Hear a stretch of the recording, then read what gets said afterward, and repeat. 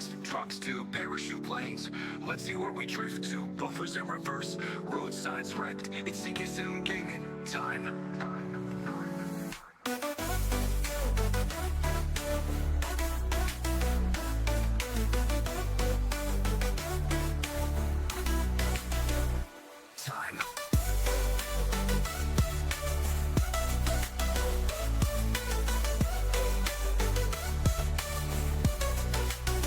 Driving trains, trucks to parachute planes. Let's see where we drift to. Buffers in reverse, road signs wrecked. It's StingS4 gaming time.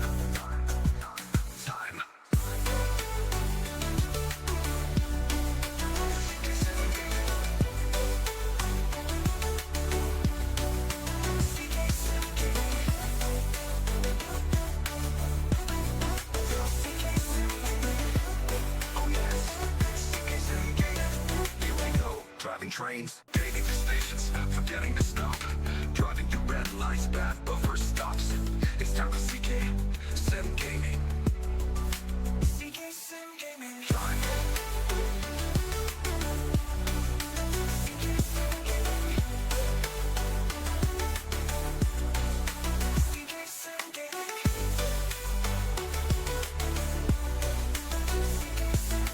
Driving through stations, forgetting to stop. Driving through red lights, bad buffer stops. It's time for StingS4 gaming.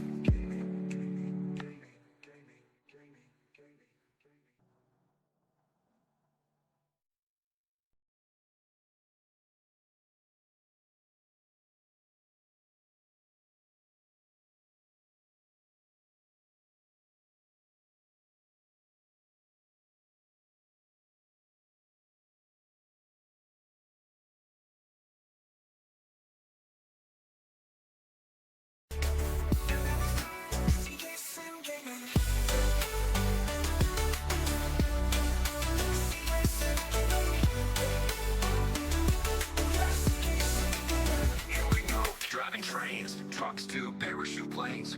Let's see where we drift to. Buffers in reverse, road signs wrecked. It's StingS4 gaming time.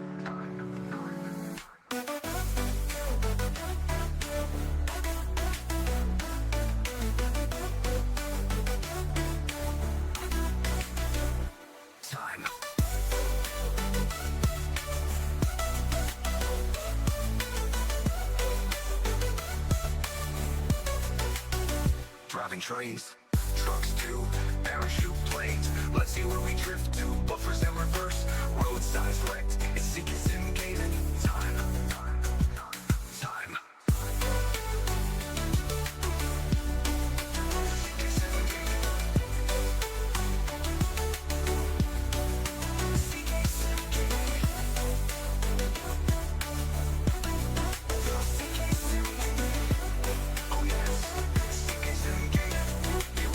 Driving trains, dating to stations, forgetting to stop. Driving through red lights, bad buffer stops. It's time for StingS4 gaming. StingS4 gaming time.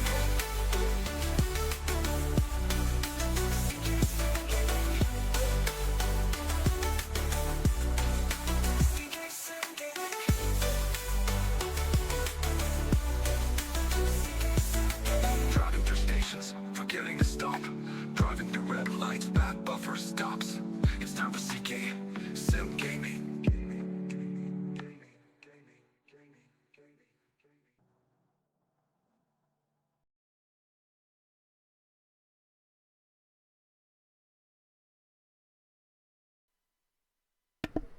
Good morning everyone, welcome to another stream.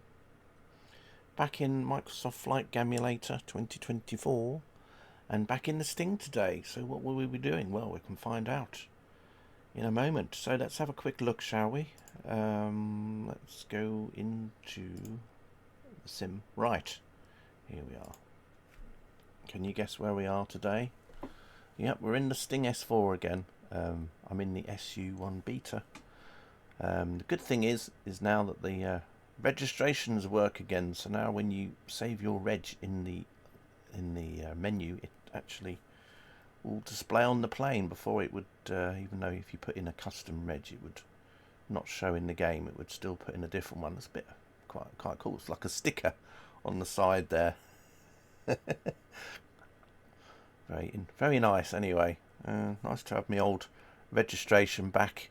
We're in an interesting place today. Originally, I was going to go and start from Birmingham, but one of my viewers said, "Why don't you start at Valley, because you spent so much time being stuck there?" So I thought, well, that's actually quite a good idea. So I thought, well, why not have it? So yeah, let's see if we can escape from Valley. So it's just real weather from today, and we're going to use the Sting. Now, the only added bonus really to 2024 is that there's a lot more helipads that are actually indexed now. So if we fly near to a helipad, then that can also count. So yes, there is a good chance we might be able to escape from Valley. Now, those of you that don't realise before, I've been doing around the world drifting streams. Now, I'm still doing those, obviously, but I just wanted to have a little break from it for a little while. But I thought, why not go back and just relive some of the original drifting streams that I used to do before the round the world thing became a thing, and that was starting from Birmingham, and we used to drift.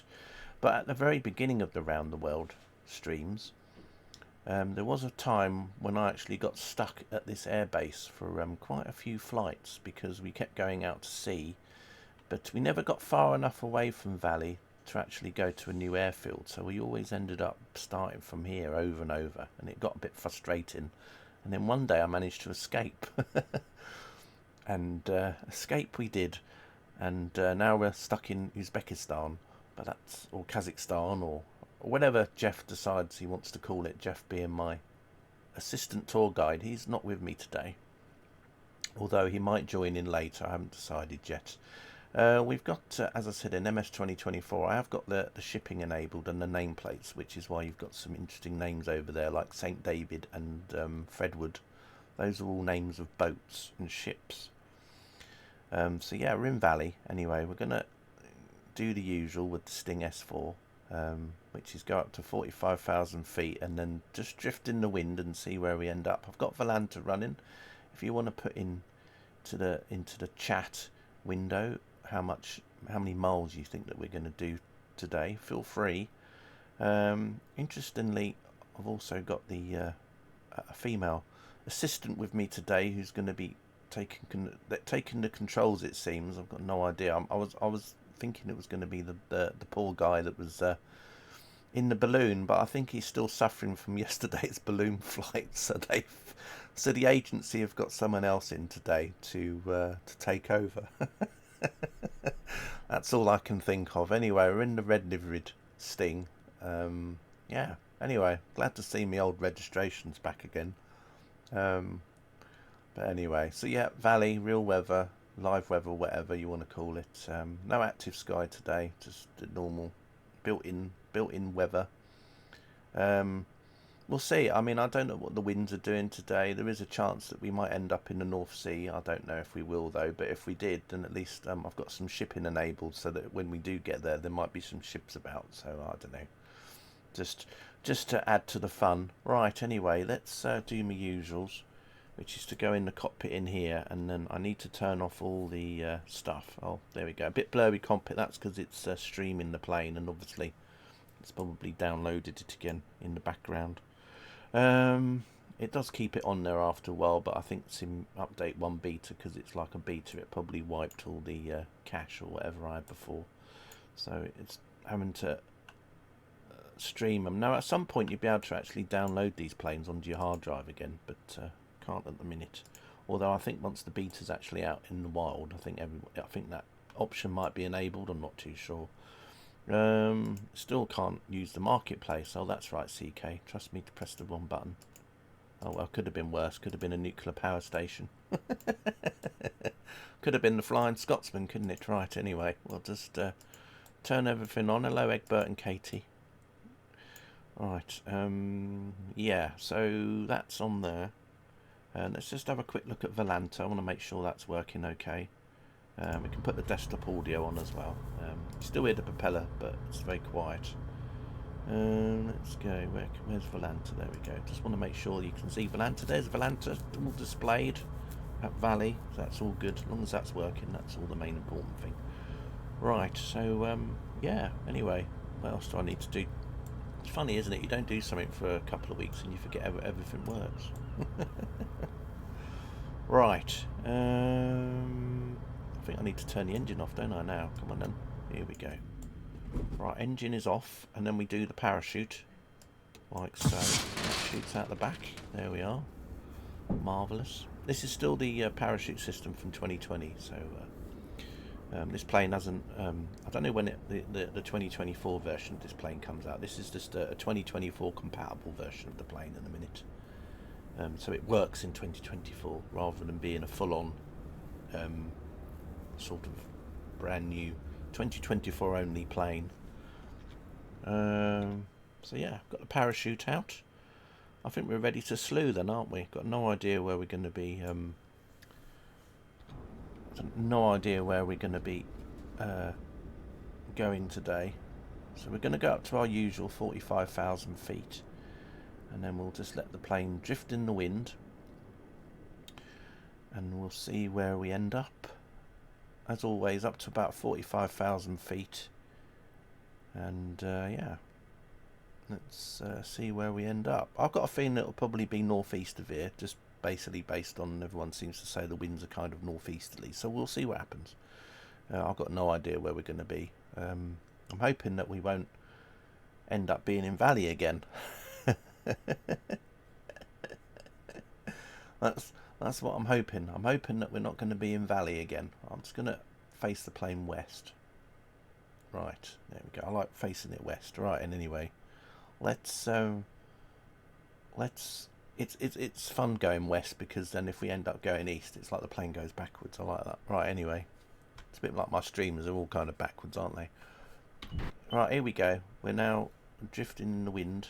As you can see, you can't really see what direction we're going, but yeah, there we go. Not very fast. But you can see we're going east because we're facing west, so we're kind of going northeast at the moment, as you can sort of see, but we're not going very fast though. But we are quite high up. Maybe the winds will pick up as we get lower.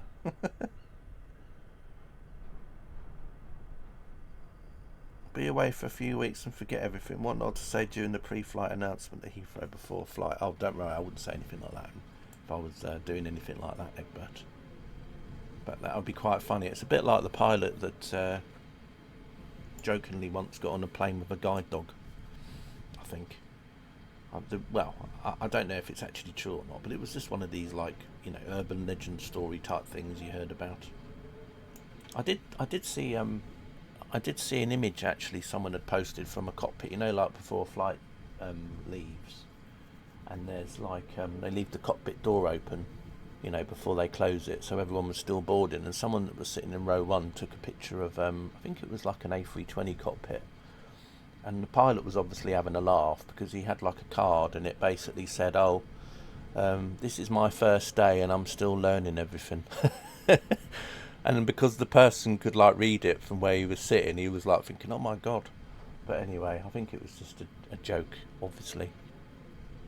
I know there was another video I saw where a pilot, somebody went into a cockpit visit after a plane had landed. This was someone American. She was talking to like a female co-pilot, and then as she was like standing in the cockpit, the female co-pilot got this QR code thing for like a coffee site or something, and just said, oh, if you could give me a tip or something would be appreciated.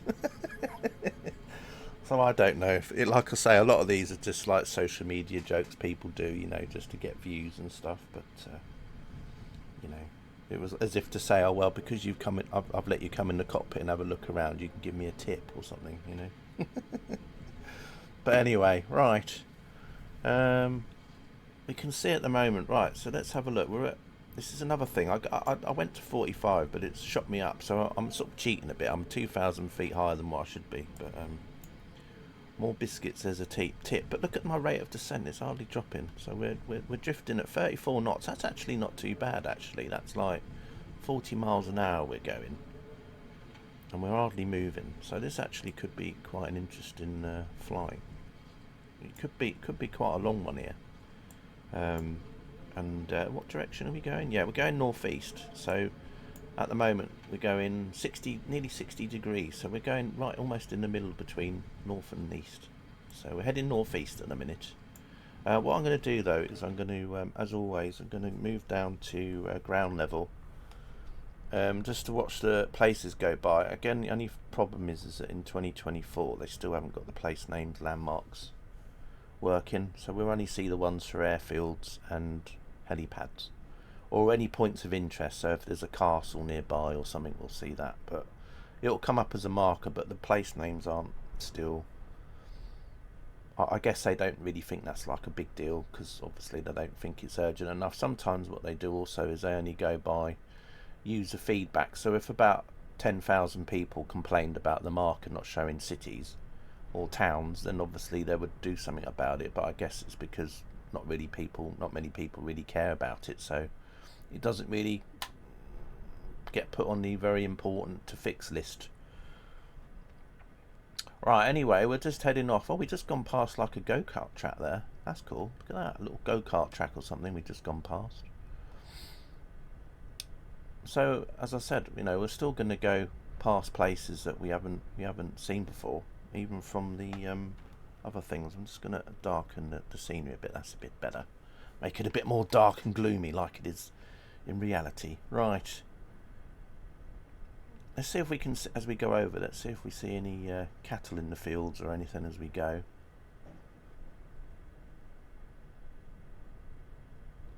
So yeah, that extra 2,000 feet will probably give us a few more miles or something, but I don't know.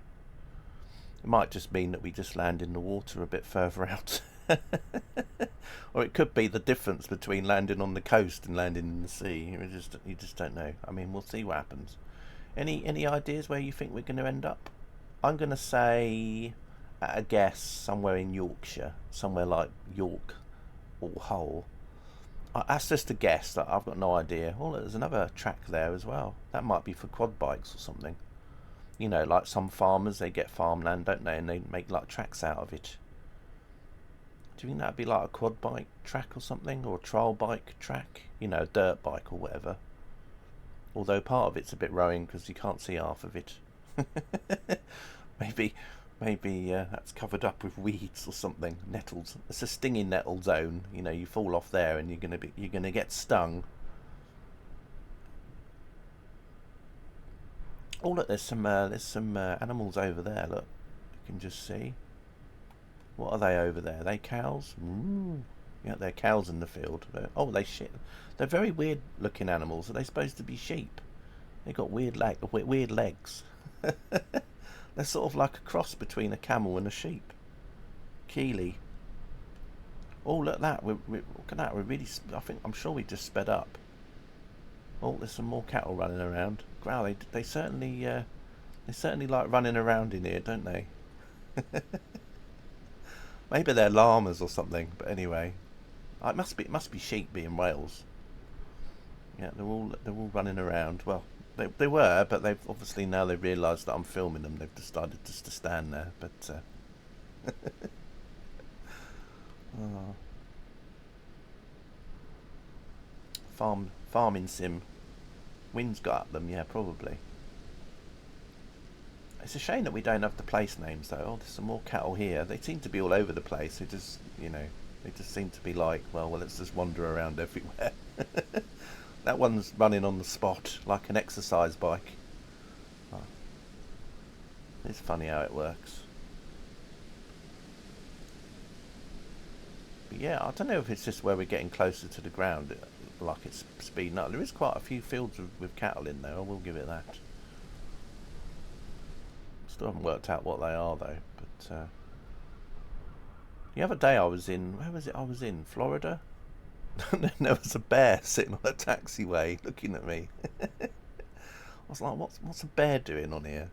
Why is there a black bear looking at me on the taxiway? Oh dear.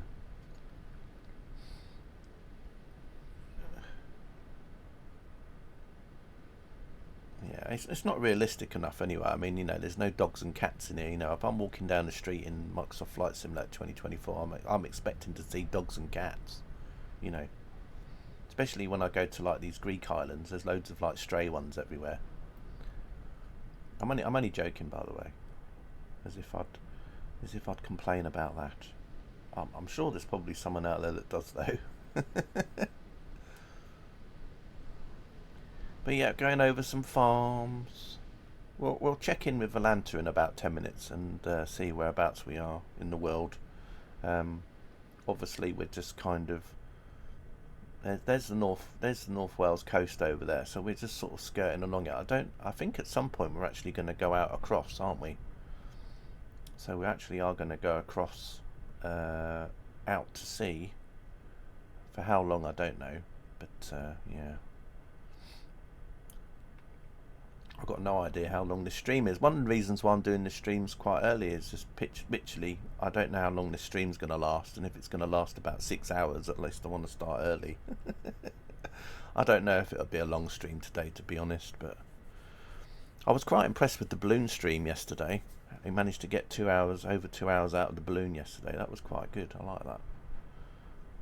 I think that's like a benchmark, really. With the 4 canisters, you can probably get about 2 hours flying time out of it. I reckon, easy, which is pretty good.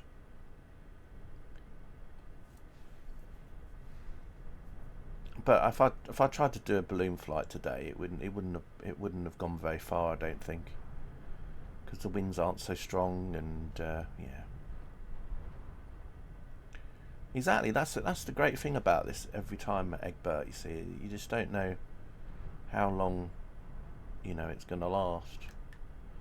I did do a test once a while ago. I think I did it off stream though, where I just basically used a custom weather preset, and because I wanted to test, to see what would happen. So I literally went up to the same altitude more or less. I couldn't get it exactly right, and I just wanted to see if doing 2 flights one after the other with the same weather preset, as in the same winds, the same weather, if anything would change. And with that, because it was basically the same preset, the only difference was literally where, because the height was different slightly by a few feet, then the landing spot was in a different place, but it was more or less the same route all the way up to where the landing spot was, just slightly different by a few meters or whatever it was, because I wanted to see if that made a difference. And because this is live weather, even if I did a flight, even if I finished this one and went back to Valley and did the same thing again, it would end up being in a different spot again, purely because the weather can change over an hour. So that's the cool thing about these, is that you just never know. It's like it's like Forrest Gump and his chocolates, isn't it? You never know what you're going to get. And that's why I used to love Birmingham as my starting spot, because it was kind of in the middle. And you literally, depending on the weather on the day, you could just land in a completely different place each time. I mean, some days you'd go the same direction. You could go in a southeasterly direction, but you'd never end up in the same spot. One day you could end up in the sea, another day somewhere else. And that's the thing. But I think it's safe to say that at the moment, if I was doing this Escape from Valley today in 2020, I think we would have escaped from Valley, because I think we're getting far enough from here, so that that we would actually go to a new place, I think.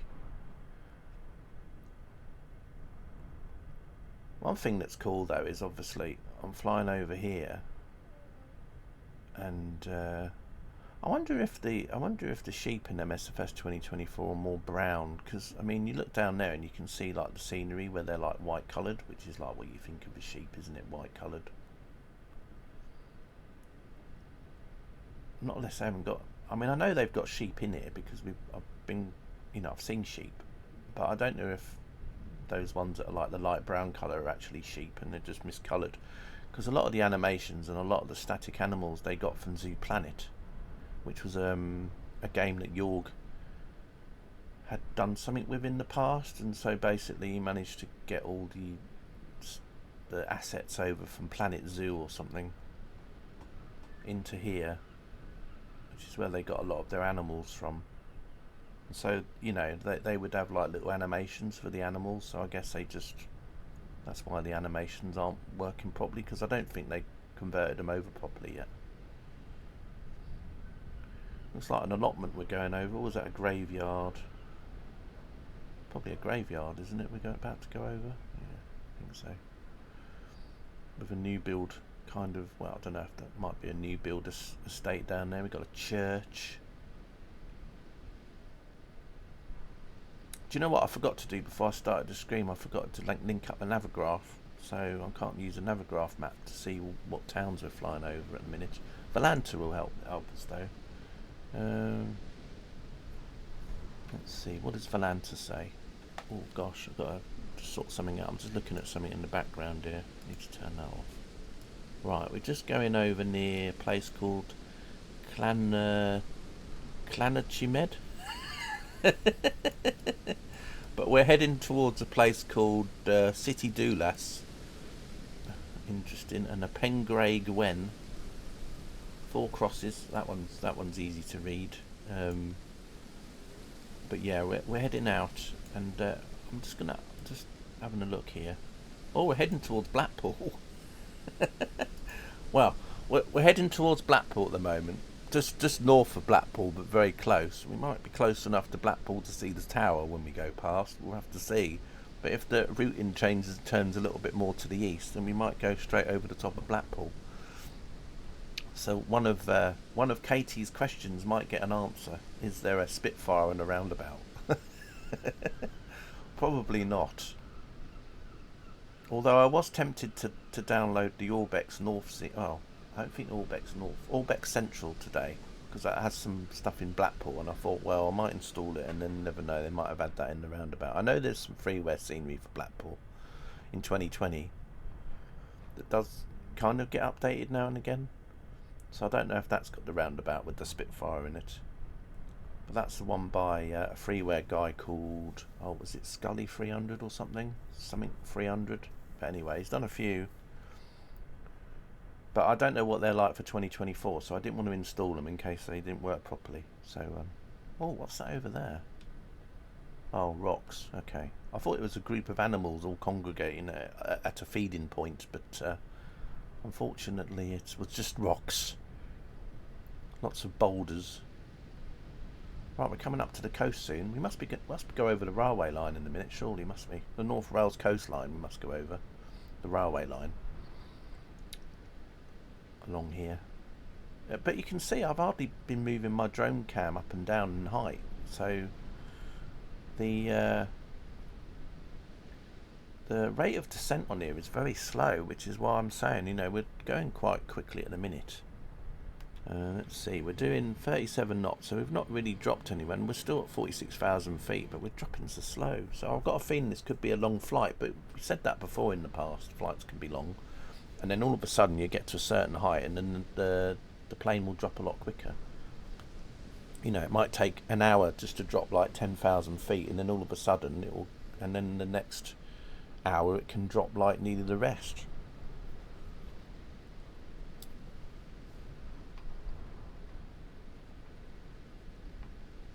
I wonder what Jeff's Welsh was like. Maybe I should have put Jeff in here, and then he could read all these Welsh place names out as we were going past.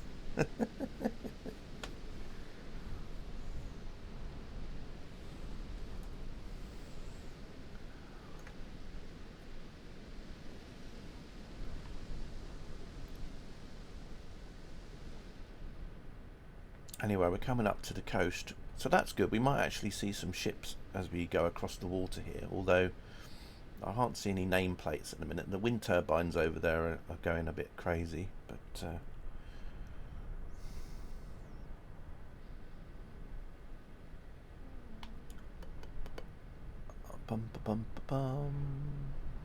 looks like there's been a slight weather change there. Just noticed the clouds changing shape just a little bit. But yeah, no active sky today. It's just in-game weather. As I said, this is just based on what's happening now, so it's not like it's not historical weather from a few days ago. You sorry you don't speak Welsh? You're an Uzbekistan tour guide. Yeah, Yeah, definitely. Definitely.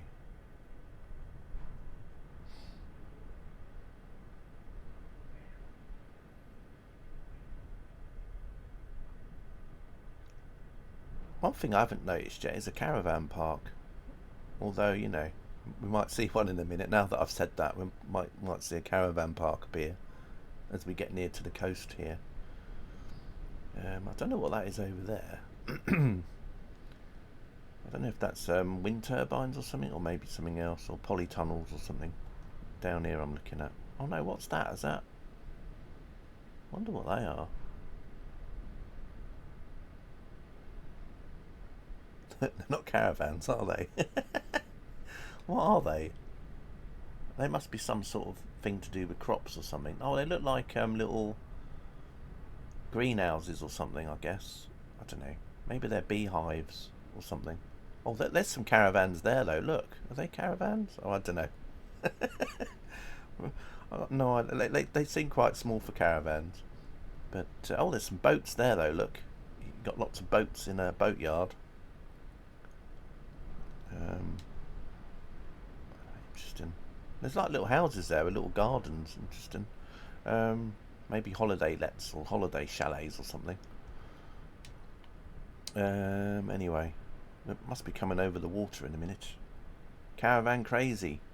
Yeah, do you remember when we sometimes would do flights over the East Coast? Do you remember there was like that place we flew over and it was like there was a zoo down there or something else? Do you remember, Egbert? Because we were looking down at it and it looked quite like a big like caravan park. I think it might have been someone in the stream. I can't remember who it was. I don't know if it was you or someone else. They said that they used to stay at a caravan park somewhere along the coast. But I don't know if it was you or someone else had said it. But I think someone in the stream said that they did. And a carboon, yeah, that was it. Yeah, yep. And a carboon. See, it's good that you lot are all paying attention. You know, I know you tell me that you go AFK, but it's nice to know that you actually do remember some things. That's why I end up just talking to myself a lot in the streams, because I think, well, if there's no one here watching, at least there's some chat. No, I don't think it was you. I think it was someone else, but I'm trying to think who it was. But there was someone there at the time, and they were talking about it. I said that when they were younger, they used to stay there, but I can't remember who it was. But I know someone brought it up. Not unless it was Katie that brought it up. I don't know. Was it Katie? I don't know. Maybe Katie wrote it. I don't know.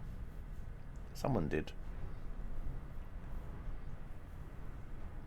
Someone said it was like whatever. I don't know. But right. Anyway, we're going out to sea, and then we're heading across now to the north. That's a bit of an interesting shape of an island, isn't it? I mean, you could take it two ways. I didn't mean it like that. But if you look from left to right, it looks a bit like one of those what Vikings had, like an axe. Like with the thing. And then obviously, if you look at it from another direction, it looks like something else. But yeah, looks a bit like a spaceship. It looks like an SR-71. There's the wings with the engines on, and then there's the nose part. It's a nice length. Yes, for an island. Yes, exactly. I wonder how much someone's selling it for. Maybe it's very flat though. Don't know if you'd be able to.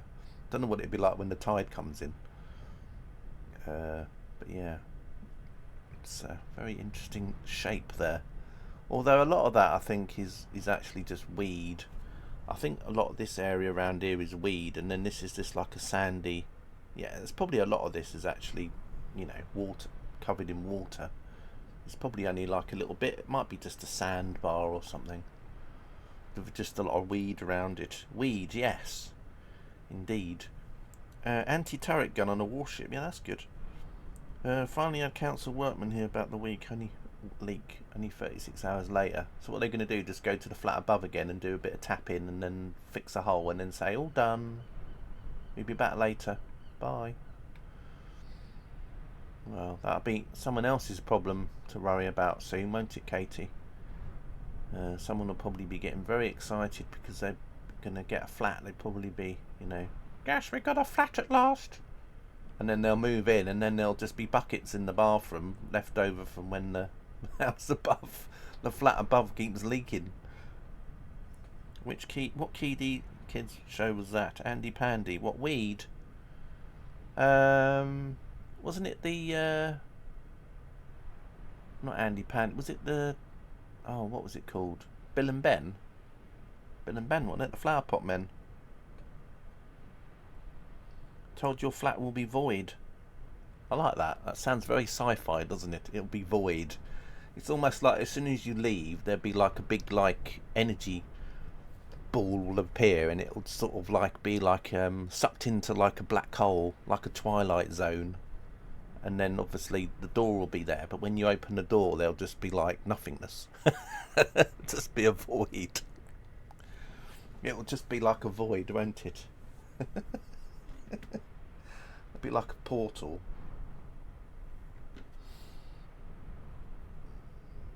Yeah, Bill and Ben. Yeah, Bill and Ben. Right, anyway, we're heading off out to sea. Now, as I said earlier, we are heading towards Blackpool, but at the moment we're destined to go just north of Blackpool, but we should hopefully be close enough to Blackpool to actually see the tower, which is quite interesting. But I'm hoping that the wind might change a little bit as we descend, and we might go a little bit more to the east, which might mean we might go right over the top of Blackpool. I'll while we're here, I'll bring the Volanta map up just to show you, just so that you know that I'm not just saying that to try and make you all stay around for a bit longer. Right, here we are. So here we go. We're just here. So we're kind of going off in this line here, but if you look, you can kind of, well, I mean, okay, it'll be, I don't know, maybe Fleetwood, maybe. But anyway, if you look here, we're kind of going sort of like this direction. So yeah, we might see the Blackpool Tower, but like I say, if we can turn just a little bit more to the east, you know, curve around a little bit, we might go over near Blackpool. But we're going to be quite close. In fact, we're going to be quite close to where we flew over yesterday in the balloon.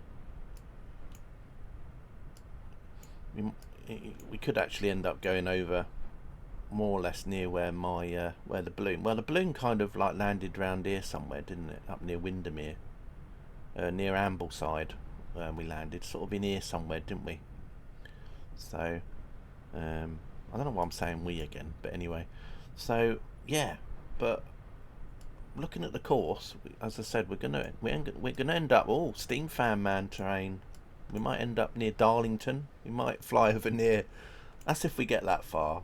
At the moment, it looks like we're heading towards Durham or Darlington or Stockton-on-Tees or Newcastle.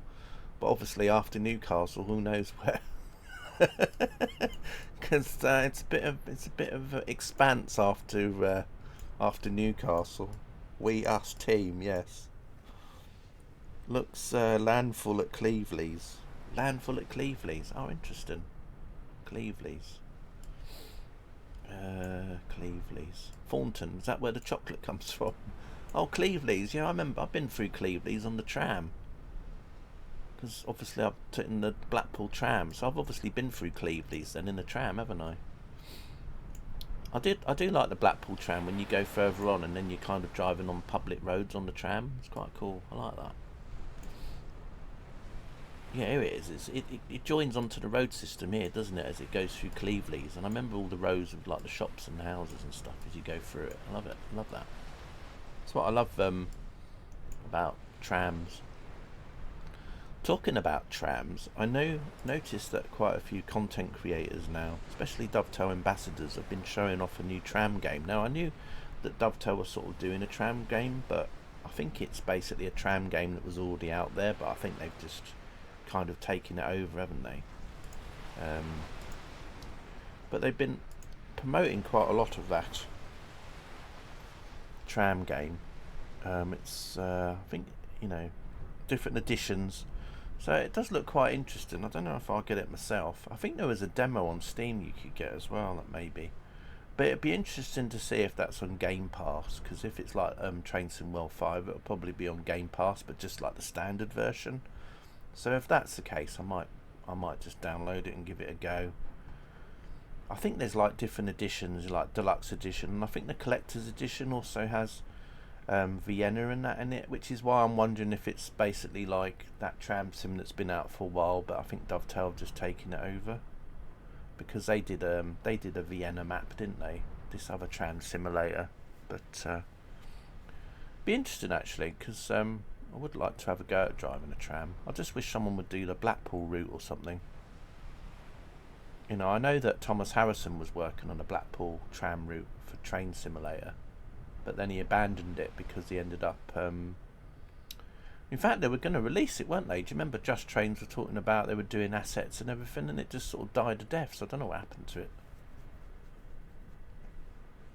It's a shame that they didn't carry on with it, you know, just for Train Sim Classic, you know, a Blackpool tram route, but I don't know.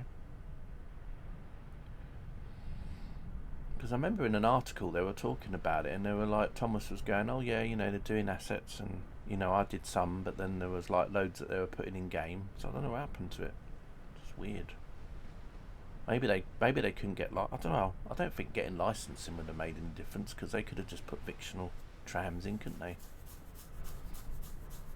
Right, anyway, we're heading off out to sea. I was hoping there might have been some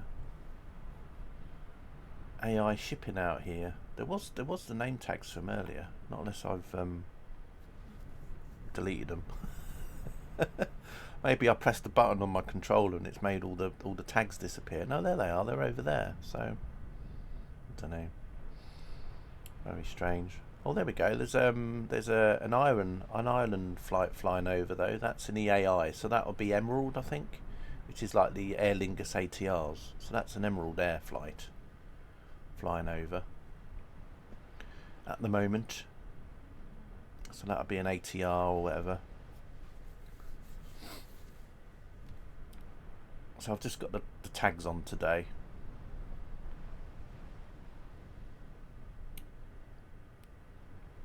It's a shame that you can't still have the tags though for, like, you know, if you've got FSLTL traffic injector running or AIG traffic injector running, that you can't see the name tags for those. It's only like the stuff that comes built into the game that you can see the tags for.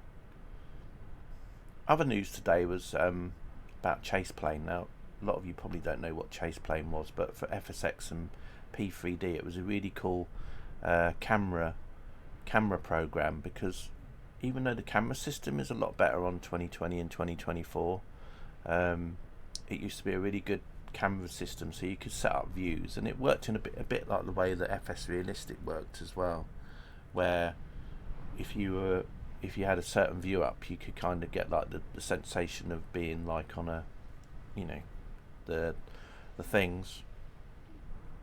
Yeah, that's a replay cam, Katie. This is like this is a camera system that works as you're flying around, so it's not like a replay tool. But I mainly used to use it quite a lot in my P3D streams. It just allowed me to change views quite quickly, because it was a lot more fiddly to do. So obviously the camera system is a bit better, but a lot of people still wanted Chase Plane in 2020, because you could kind of like have outside cams running, and then it would, the way the camera worked, it was quite nice, and you could like set it up to do flybys, or I mean, a lot of people that made use of Chase Plane were people that were doing YouTube videos, because they could do like nice pans of the plane while it was in flight and all sorts of things. I know you can do that with drone cam now, but this was like an automated system, so you didn't have to do anything really apart from just press a button and it would just do like something for you. So you didn't have to like worry about, oh, I'll get the drone cam and pan it around. So there'll be some people that won't be bothered about Chase Cam, and then there will be some people that quite like it. I wondered if they would work together so you could replay your landing using Chase Cam too. I don't know how it's going to work. They might have it working like that. It's Parallel 42 that did it anyway originally for P3D and FSX. It was a very popular camera program. The only thing, if I remember about it, was quite expensive. I think I paid like 20-30 quid for it originally at the time. But there was loads of presets, and there were so many things, so many things you could do with it. But as I said, you know, a lot of people will be quite happy with the camera system in 2020 or 2024 anyway. But there'll be some people that will be like quite happy that it's out. It's just like everything, really. You know, there's some people that are happy that PMDG are doing 747s, and there'll be other people that aren't happy. So it's just like there'll be some people that are like that. You'd like to replay your landings as a learning exercise.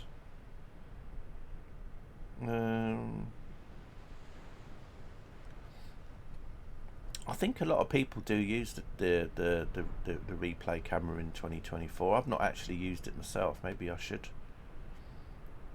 work out how it is. I'm not really one to sort of use replay stuff anyway. I used to sometimes in in FSX and P3D, because there was a really cool like replay tool that you could have, and what you could do is you could like record yourself in a flight, and then you could then see yourself later on, so you could kind of duplicate your flight, so then you could then taxi alongside you from the previous flight, and then you could then record that, so then there'd be 2 of you, and then over time you could then record about 8 of you flying around in like a formation if you wanted. So some people did videos on YouTube where they were like flying in a formation, and it was just basically where they'd set it up to record themselves over and over. Never used the inbuilt one. Yeah, well, 2024 got one of the ones that was like a popular payware one that was for 2020, and then basically integrated it inside 2020. If it wasn't for the fact I was doing a drifting flight right now, and the fact that probably opening menus is going to affect the way the plane's going to be flying in the sky just now, you know, because it'll suddenly make the sim stutter, and it'll might affect the path a bit or something else. I just don't want to touch it, otherwise I'd bring it up in here. As I said, I've not really played with it much myself, the replay thing. I know some people in streams use it quite a lot already in their streams for 2024, and they really like it. So I don't know. It's something that I'd kind of do, you know, if I wasn't actually doing the stream and I just had the sim running on its own and said, oh, let's have a look at the thing. But I mean, potentially what it would mean is that I could literally, before I did a balloon stream, I could like press start to record, and then when we landed I could do end, and then every moment in between I could like have it as a replay. So you could then pretend you're looking at a field watching my balloon drift by in the sky or something, but I don't know. I've never really played around with it that much, unfortunately. But some people do, you know, some people record their landings and then they'll go into avatar mode, and then they'll stand and watch their plane land and things, and do things, and go back and then change to a different view.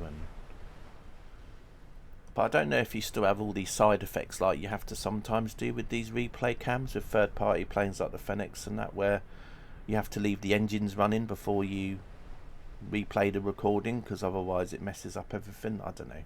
I know some of them do that, don't they? If you get some of the planes and you want to replay it, and sometimes the things don't work properly, like if you're doing a wing view in the replay, maybe all the controls don't work anymore, so the plane, you know, so you don't see any animations playing and things like that. So I don't know how it works, but anyway. Right, we got some we got a thing over there. Now that could be all the way over it. That could be for, look, there's an island. I think that's for the Isle of Man. So there's obviously a landmark or an airfield that it's showing up over there. There's a few over there as well. There's the sun over there, or the sunlight thinging through. I'm surprised there's no ships about though. I'm surprised there's no nameplates for ships showing up. We did have them earlier though when we started the stream, because you could see them in the distance. I don't know where they are now. I know that this real-time traffic thing sometimes gets messed up. The planes are working though, because we saw one earlier. So yeah, it's just not showing the ships. I thought there might have been some boats out here, you know, that we might have flown over near or something. You know, even just a fishing boat or anything, or yacht, anything. Maybe they're all maybe because maybe, I mean, it could just be the fact that because the weather's not been very good here, a lot of ships aren't in the water at the minute around this area because of all the all the storemen that they might have all moored up at harbours and things and they're not really been out in the water yet. I don't know. And you have to go further out into the Irish Sea to see them. You know, maybe in this part of the water they haven't got anything. Of course, the only way I could get around to see that was if you open up like the marine version of Flight Radar, which I think is called like Marine Tracker or something, and then you could see what boats are actually in this area at the minute. And if they were then showing boats here, then obviously, you know, for some reason they're just not decided to show in here anymore. But yeah, we're moving further and further away now, but we'll be coming to a coastline soon. Let's have a look at the plane at the minute. Yeah, we're at 43,000 feet now. We're doing 43 knots, so we have sped up a bit. We're still heading in a northeasterly direction. And yeah, we're dropping at about 100 feet per minute at the moment. So, well, it goes to 100 feet per minute and then it'll come off again. So it's probably, as I said, it's we're descending quite slow. But as I said, slew mode on 2024 seems to be a bit weird in the fact that you go up to 45,000 and then slew obviously then adds another couple of thousand feet to your height when you take it off. Whereas on 2024 it was like if you were at 45 and you took it off, sometimes there might be a couple of 100 feet difference, but a lot of the time there wasn't a big difference, whereas on 2024 it seems like. So what I should do really is just go up to 45 and then do it 43, and then it will probably just go on to 45, but I don't know.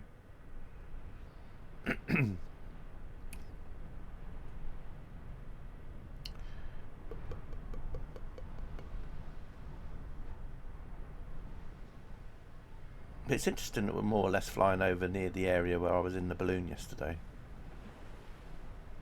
And of course, if you hadn't mentioned Valley, Katie, then I probably wouldn't have been, because if I'd started from Birmingham, it would have been more. You know, that's probably why that's probably why I was thinking about York and that area and Hull, because thinking about it, if we'd started from Birmingham and then kind of gone in that direction, that's probably where we would have ended up going over near. But because we started from Valley, it's completely thrown me off, which is why, you know, we're going over a different area now.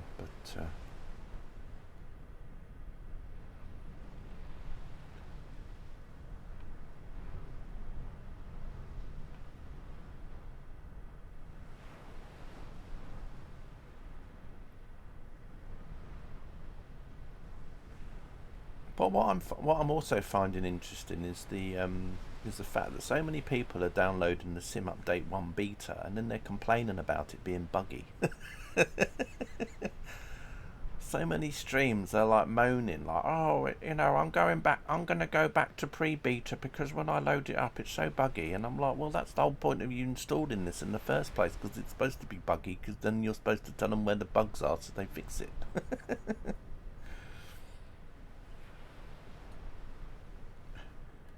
It's almost like some people have downloaded this because they think, oh, it's going to be like an improvement to my game already, so I'm gonna play it and then everything will work. You know, oh, I'll be able to chuck the PMDG 777 in it and the 737. Now, in a way, people have been streaming them and they kind of work in a way, but there's still loads of bugs in them. And PMDG have had to come out and say that they've tried the thing and there is issues with it. But then there's still a lot of people that are sort of like doing streams to get views, where they're like going, "Oh, I'm going to try the PMDG 777 in the Sim Update 1 beta and things like that." Like someone did a stream yesterday with the 737, and then they were complaining because the ailerons and the rudder, was it the elevators weren't animating and the ailerons, and I'm like thinking, well, you know, it's not supposed to work in 2024 yet. And then they were moaning about something else, moaning about something not else working. We see betas as a free play. Yeah, well, no one can download it for free. I mean, if you've got to have 2024 to actually install the beta. It's not like it's not like a free thing. It's like, you know, it's a bit like the Sim Update betas that they used to do before. It's just, for me at the minute, I installed it. Normally I don't install these, but I just thought, well, as the base game was still, you know, I'm not really flying in it a lot apart from these streams, I thought I'd just put it in anyway. But I mean, I have seen issues, but not for me personally. But a lot of people seem to think that they're going to install Sim Update 1 and it's going to be like the same Sim Update 1 that everyone else is going to get in about a month's time, you know.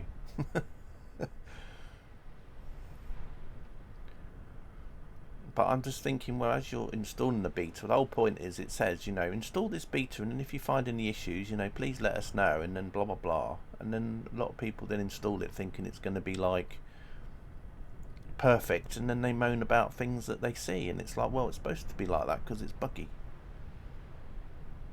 And then you get people that will then say things like, well, surely Microsoft should have released it as bug-free as possible.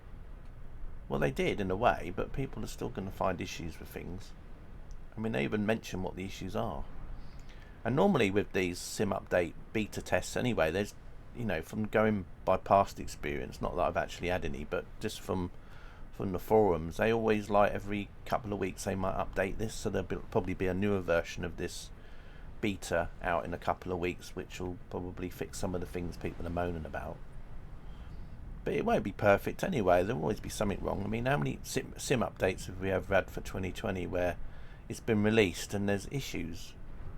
There's always something that breaks when they release a sim update, and then sometimes they have to then hurry around and find a hotfix for it. Someone else was then moaning about the fact that PMDG were thinking about maybe charging people for updates for 2024, and of course that upset a few people.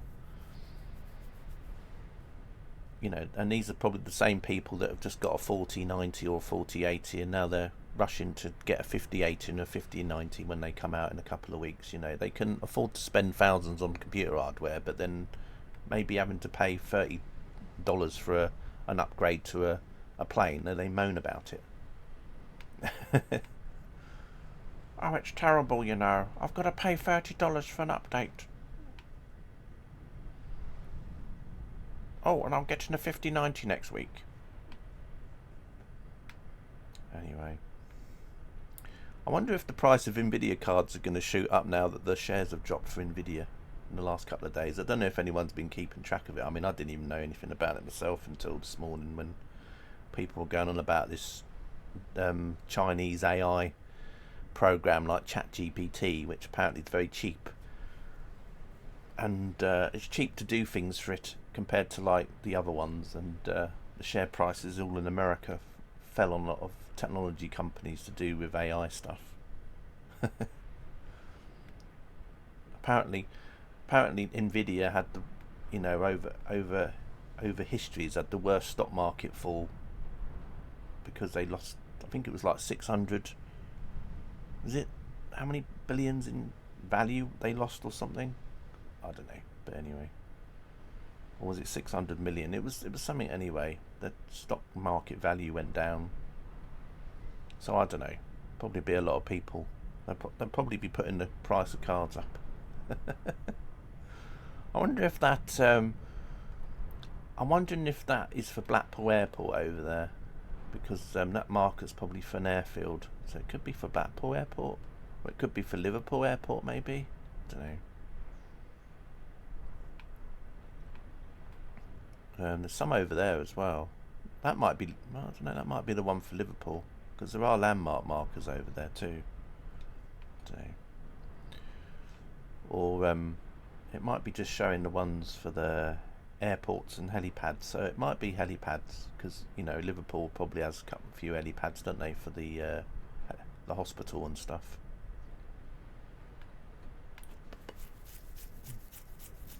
Looks a bit nasty weather over there though. Looks a bit like rain showers over Blackpool way as we're going that way. You can see a lot of the, you know, where it shows where the rain's falling.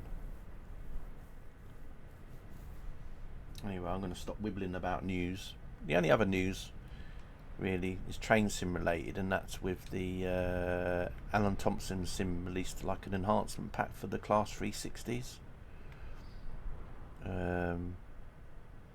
Which will be beneficial for some people, because there were some people that never had the original 360 sound pack or anything. So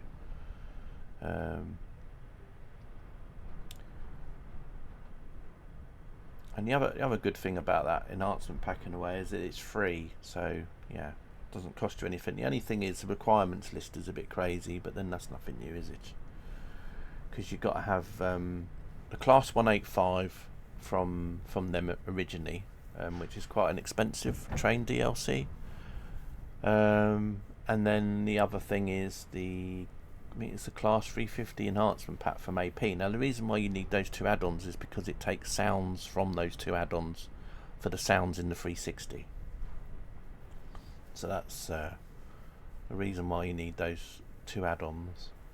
But if you've got those two add-ons, then quite a nice little thing to impact. It also includes like the liveries for I think it's East Midland Railway use the 360s as well, so they've got some East Midlands Railway liveries and some other bits and pieces. I think it's for those people that like driving those trains on Great Eastern Main Line. You know, it gives you like a more up-to-date modern version of it. I'll probably be giving it a try myself in a stream, but only in a quick drive, so I might go Midland Main Line and just do a quick drive from, say, Bedford to St Pancras in it or something. So yeah, probably just look out for that. There is a scenario out for it as well, but the scenario uses quite a few crazy requirements. You know, you've got to download mods that are just like, I don't know. I mean, I know why people do these mods, but, you know, just because they want everything to be perfect. But, you know, like, for example, like there was a scenario and basically one of the mods you had to install was like a remove first class from like the train mod or something, because there's some versions of a train that don't have first class in it, so this basically changes the textures so you don't see first class written on the side or something. I don't know. It's like, oh, people get really into things, don't they? And as I said, even the AP packs aren't enough, because then you want to get people that want to enhance the AP packs even more, and then you end up having like so many like competing packs for things. Like HST packs, there's like 2 out there that you can get, and you can't use either one. So if you want to play one scenario and it uses one pack, then you're stuffed, because you'd have to then get rid of the other pack to install another pack. Because obviously ATS do like an HST pack themselves, and then MJW, Major James, Major Wells or whatever, does another HST pack, and they conflict, and you can't have both. So some scenarios people will do with uses the MGW pack, and then someone else will do another scenario that uses the one from Alan Thompson's sim. And then to make matters worse, there's also a payware that you can get now, which is also to do with cabs and stuff, which is also another separate add-on, so it's all a bit of a mess. So it's like, this is like what puts me off getting a lot of these scenarios from like a lot of these sites now, because the requirement list is just crazy. You need like about 25 mods just for and you just think. And I can just go on Workshop and download a Workshop scenario, and it's not going to use loads of mods. It's going to, yes, have assets from other routes and things, but you're not going to have to go hunting around looking for loads of things. And sometimes I just want to do a stream where I just want to go in and play a scenario, and that's it. I don't want to spend half the day looking for stuff before I even play a scenario. This is quite atmospheric. I like this. With this cloud, very dark, menacing. I think that the sky stuff is better in 2024. But again, I think it just depends on what that scene is at the time it's rendering, because sometimes I've seen cloudscapes that look awful, and then sometimes you see cloudscapes that look nice. So I think it just depends on what's just being rendered at that specific time.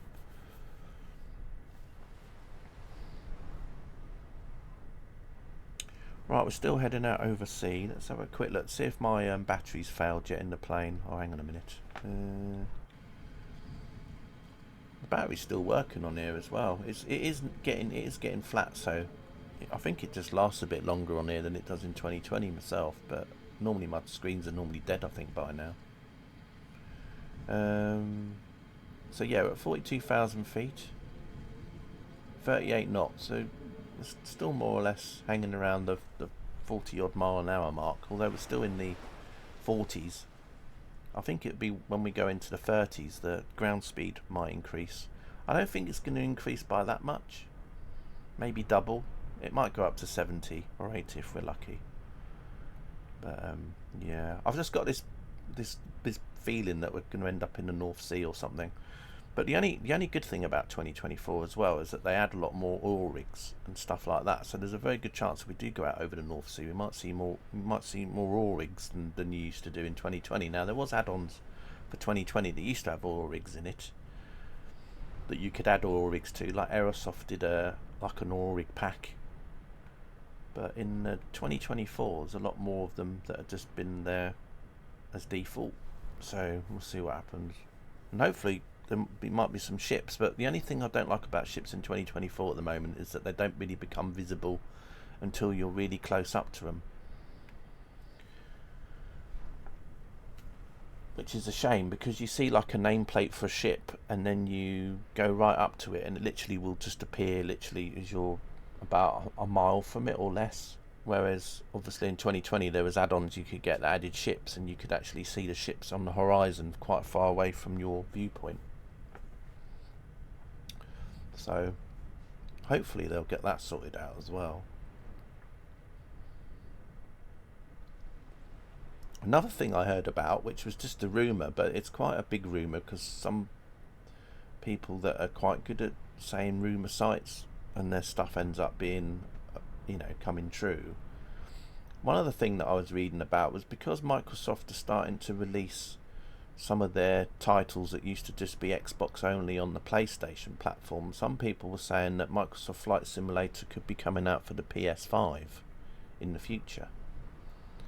So they could be making this for PS5 as well, because that would be good for Microsoft, because they could make loads more money. Could you imagine how many people on the PS5 would want to buy it as well? So are you quiet, busy at work? No worries, it's all good. I'm just chatting anyway, just babbling on, because obviously this will become a video, so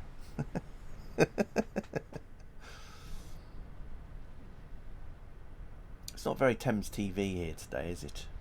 So although that's very Thames TV over there. Still here too, not busy at work. No worries, Bert, it's all good.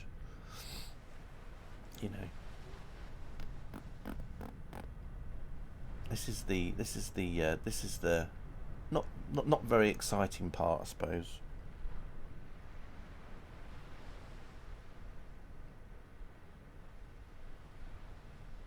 I wonder what it'd be like if I did a drifting stream over the Panama. Is it? No, not the Panama. What's the other one that's the Suez Canal? That's the one. That'd be quite interesting. There'd probably be a lot of shipping moving around in the Suez Canal. Do a balloon stream over the Suez Canal, and then watch the tankers and the cargo ships going down the Suez Canal. Well, kind of, because you probably wouldn't see them until they were literally like on top of them. With the viewing distance, you'd see all these nameplates going down a canal, and then you'd be like, well, I can't see any ships, and then all of a sudden they would just sort of like pop in just when you get like about a few hundred meters away from. Yeah, is there any planes about at the minute flying around? Can't see any nameplates up there. Especially if you had a ship tracking thing up too.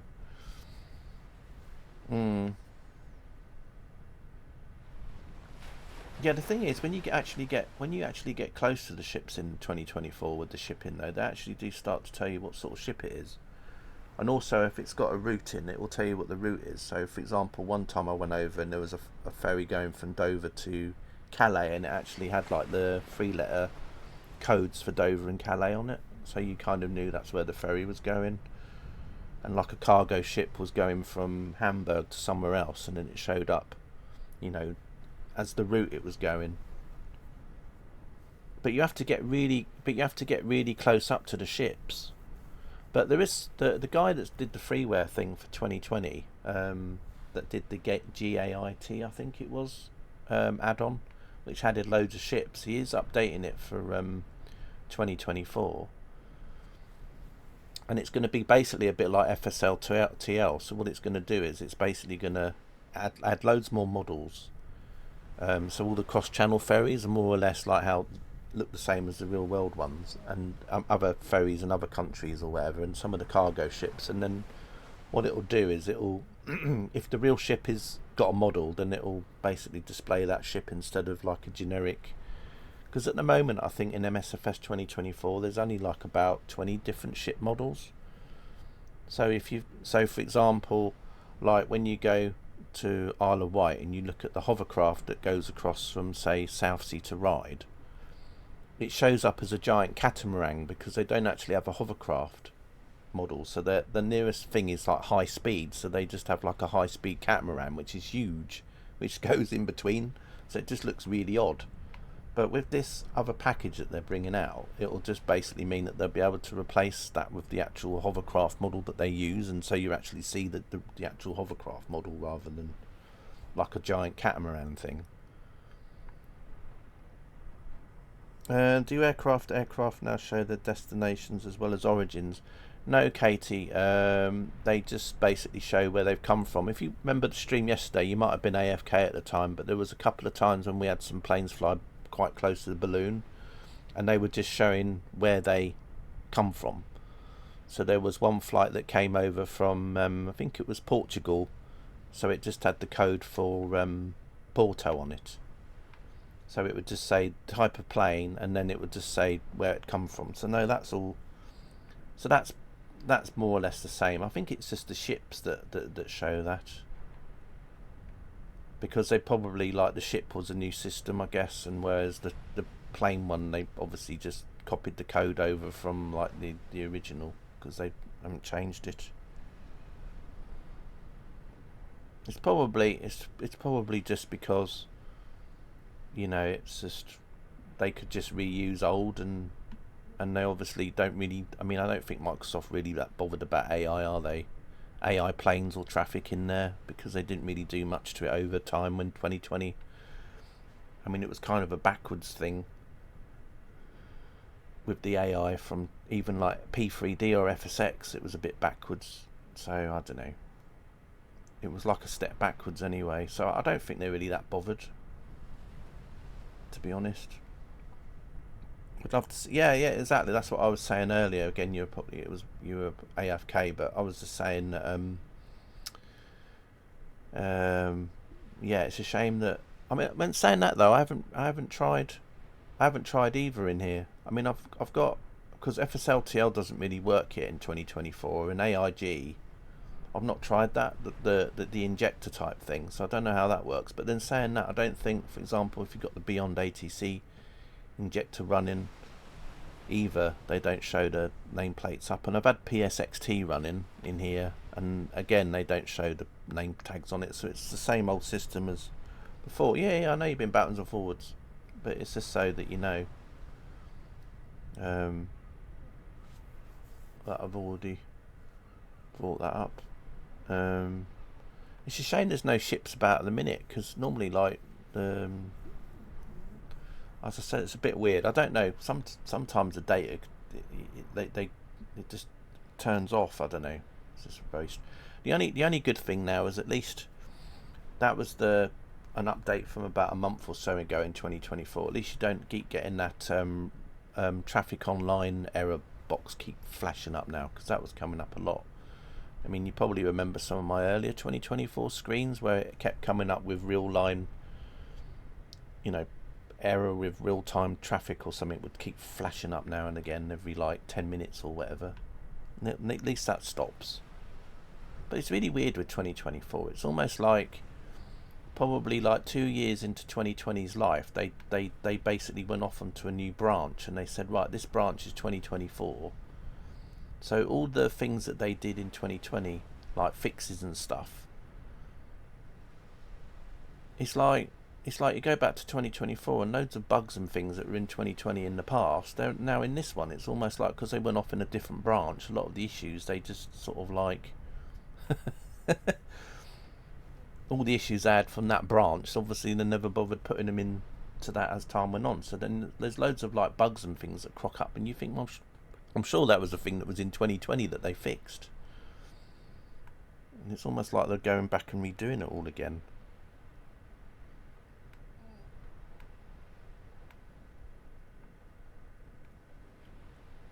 You know, it's like with the AI traffic and that. Sometimes you're thinking, well, these are like issues that came up with the traffic in 2020 originally, like after about a year, and then those things got fixed. But because they went off and branched off, it's like all the things that were wrong with the 2020 AI at that point, it was branched off, are still in the 2024 builds.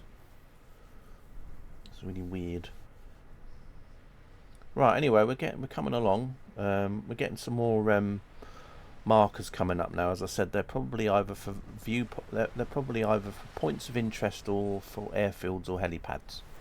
So the fact that we're kind of going along here, I think that's.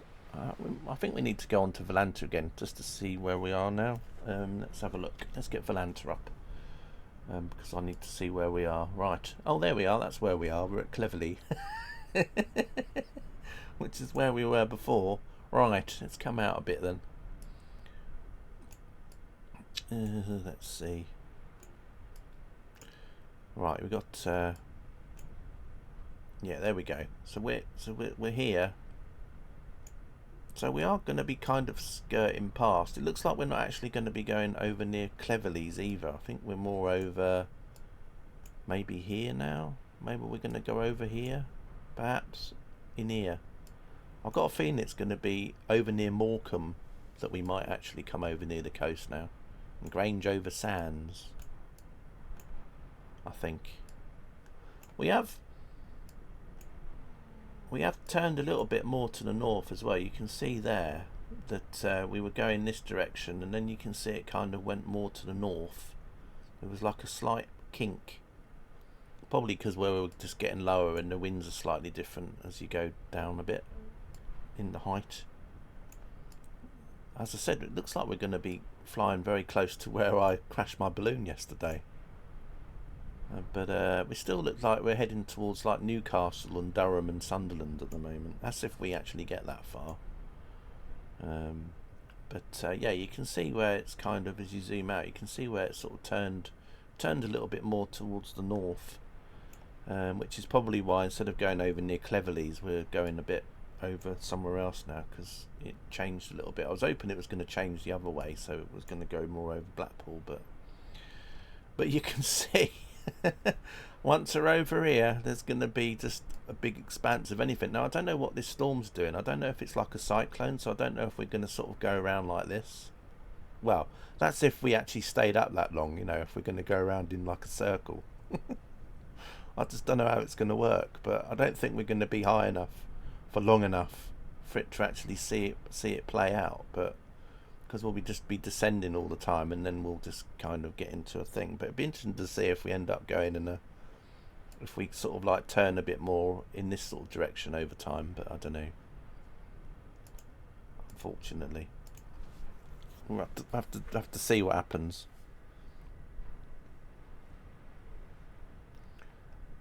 I think if, like, for example, every 10 minutes I kept slewing the plane up to 40,000 feet or whatever and just releasing it again, then I think you could probably do the whole thing where it'd go around in a circle over time. But because obviously I'm just letting the plane descend on its own, then obviously we won't see that play out. But if I had done that where literally, like, okay, every 20 minutes I'll slew back up to 40,000 feet, then obviously it would be interesting to see how that flight path of the plane would, you know, if it would actually follow like a cyclone round. So you'd actually go around in a giant loop, kind of. But I won't be doing that today. But the aim was just to see if I could escape from Valley, and I think we managed to do that today, because I think right now, I think Blackpool is probably the nearest airfield. Obviously I can't tell you now because the screens have disappeared. One thing I will notice about the screens here in 2024, though, they're very reflective. Look. It's almost like I'm looking for a mirror. I don't know what that's supposed to be. Is that supposed to be the cloud? That's supposed to be like, I don't know. What is that supposed to be showing? It's almost like it's reflecting the cloud, but where the reflection's coming from, I don't know. But who knows? Maybe those of you that have got ray tracing, you'll have better reflections there. Maybe you'll get a more realistic reflection effect than what I get on my non-RT card. Oh, still on the map. Thank you, Egbert. Thank you for letting me know. Right. Anyway, I'll show you what I was messing about with then. Right. What I mean is this. So yeah, this is the reflection I'm on about, which you don't have in the 2020 version, where you kind of have these clouds here, but where it's reflecting the clouds from, I don't know. Because even the rear view doesn't have all those clouds in the back seat view, so yeah, I don't know why they think. Yeah, but thanks for letting me know about the it might be a Thames TV screensaver, of course. But anyway, but yeah, thanks for letting me know, because I've literally only got chat up on my tablet, so I can't see. I'm not getting a preview of what my stream's doing at the minute. So it's a good job you mentioned that, because I wouldn't have realised that the map was still up. Imagine that if there was nobody here and literally the map was up for the rest of the stream. We've just landed, and then I look and everyone's like, wow, couldn't see anything, there was just a map. The map was just up. Believe me, I've done stuff like that before. I think the best stream I did was something like that, was where basically the sound was muted for the whole stream, so nobody could hear a train, and then nobody mentioned it until the end and said, oh, just to let you know, we couldn't hear the train. Well, thanks. So the whole stream I've just been basically driving a train and the train's been quiet. You could troll us, 3 hours map stream. Yeah, well, I wouldn't want to do that though. But it happens, you know. I mean, that's a good thing about having you guys around in here anyway, because I've seen streams where, you know, people are doing a flight sim stream and they put the Navigraph maps up on the stream, and then they forget that they've still got a map on stream, and then obviously chat then has to say to them, oh, the map's still on the screen, and obviously realise. And that's people with like 2 monitors, 2 or more, 3 monitor setups. So they've actually got a monitor next to them so they can actually see what their stream's doing. I don't have that privilege, unfortunately. I have to just rely on other things. Now I could actually have a stream preview running on my tablet, but then I just think the only problem is that with my very low internet connection, it's like taking bandwidth away from what's got to download in here at the same time. So then I get worried that my scenery's going to take longer to load in, because I'm also doing a you know, got it previewing, showing on a tablet and stuff. Oh, it's contrail there. I don't know. It's too far away for the nameplate to show up, but there's obviously a plane flying past over there, up there. So I've got a feeling that might actually be Blackpool Airport's marker just over there. Starting to see some of the coastline now though, and wind turbines. I'm guessing that's Barrow Inverness over there. What's really strange is how some of those wind turbines almost look like they're touching the water and some of them aren't. You'd think they'd all be the same length, wouldn't you? I mean, you know. And I'm just yeah, I'm just saying something there.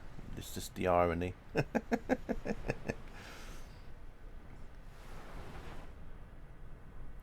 Those that know will know. Coming purple plane stream. Yeah, what, with a map? Yeah, I'd have to put a tower block up, you know, like a picture of a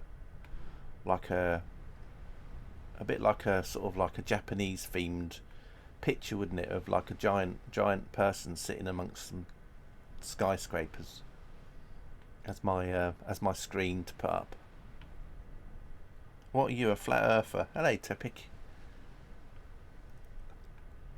Yeah, I don't understand it, Tepic. I mean, you know, I mean, you know, they must be purposefully making those wind turbines at different lengths, and even getting some of the wind turbines to actually chop into the water. Because I mean, you know, there's no other explanation for it.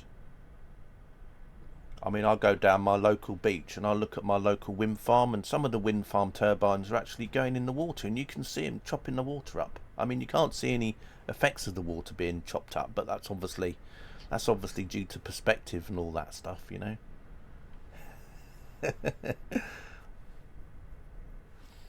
Yeah.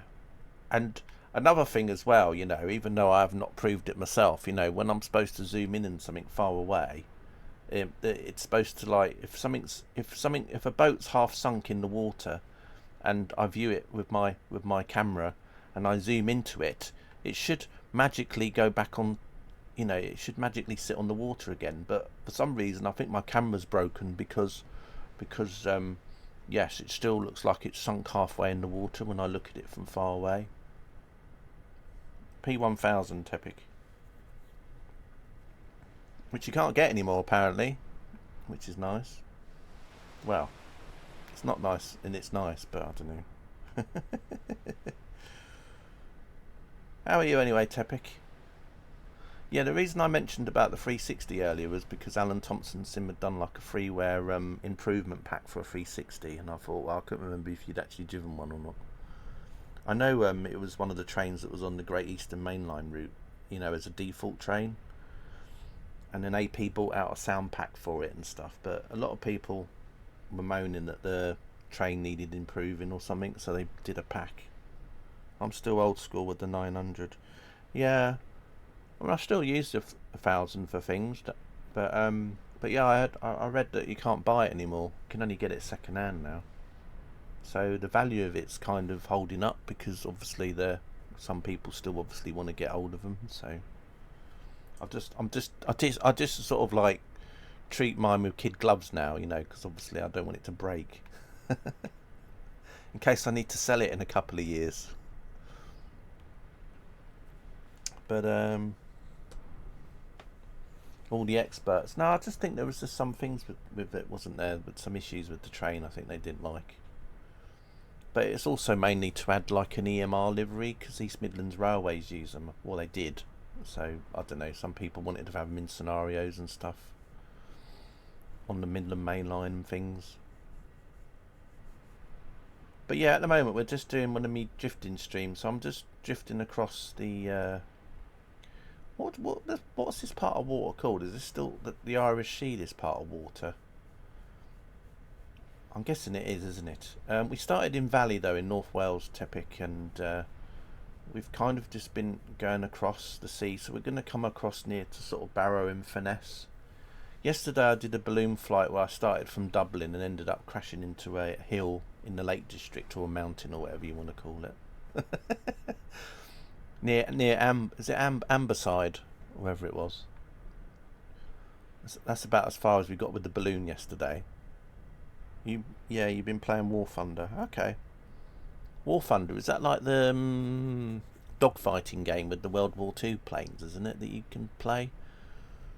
It's kind of like, I don't know if it's the same people that did them other games like World of Tanks or anything like that. I don't know if they're the same people, but they kind of like make me think of that they're similar. You know, but obviously instead of having tanks, you have World War II planes or whatever, or World War One ones or whatever. And there was also that one with the war battleships, isn't it? Was it War? What's that one? I've seen people stream it. It's like with warships in it, and you basically just sort of play multiplayer, and then you have to sort of blow up everybody's warships. Yeah, from World War. Oh, it's okay. So it goes up to modern as well. Makes me think of an old game that used to be out on the C64 and the. I think they were out on the PC as well, but I think the 64 version might have been an early version. But I know on the PC there was like a Chuck Yeager's game, and that had versus stuff in it. So what you could do is you could get like a P-52 bomber squadron, and then you could like have it flying in formation, and then you could get like World War II German fighter bombers to try and blow them up. And then obviously you could then have fighter escorts from, say, different eras. So you could have like Vietnam War, Korean War. So you could have loads of verses. So you could have like modern day of the time fighter jets, which I think in at the time. Might have been like the F-15, I think, something like that, when the game was out. Because there was a lot of fighter jets that didn't exist. You know, the F-35 and the Eurofighter weren't even flying around when that game came out. So it was kind of like, so you could get like F-14s versus like World War II fighters and stuff if you wanted to, or even World War One ones. And you could either like play it yourself, or you could let like the computer versus the computer and stuff like that and just watch it. War Thunder is all in one. Oh, okay. I've never actually played it. I've seen it though, as in like, but I've never actually played it. I used to like those sort of games years ago. I used to like, was it Microsoft? Do you remember when Microsoft used to do combat flight simulators, and they used to have Combat Flight Sim 1 and 2 and 3 in that, and then you could like fly Spitfires and things, and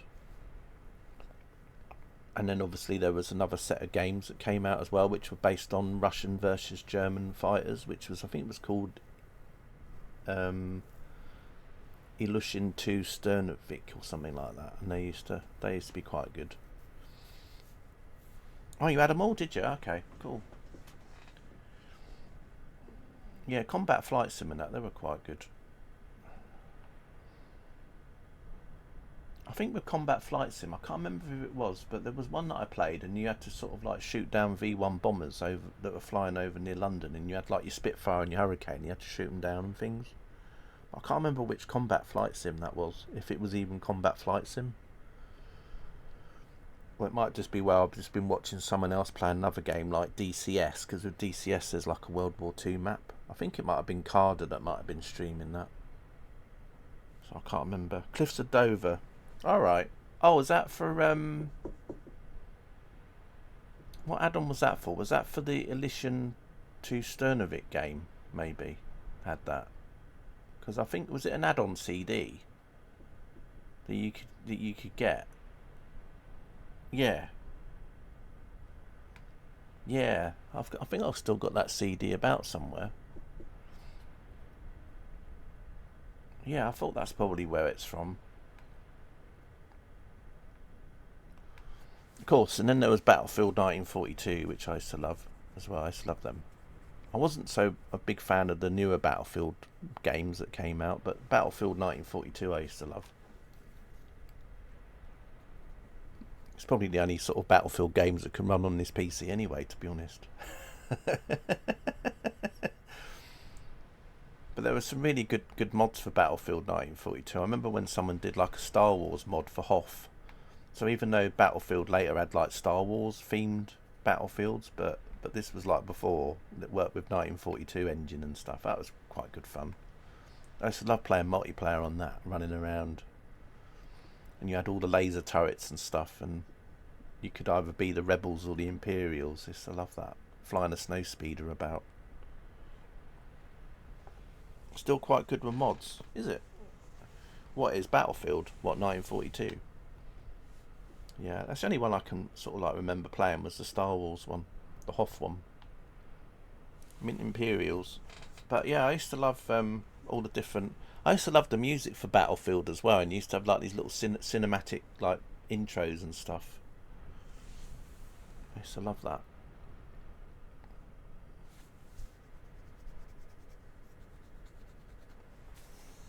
You never played them? Oh no, okay, I don't know.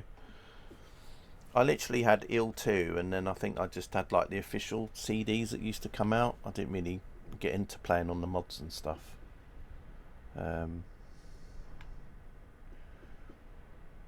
Right, anyway, we're getting closer to land now. Whereabouts we come over, I don't know. We're probably going to come over sort of near Barrow in Furness area.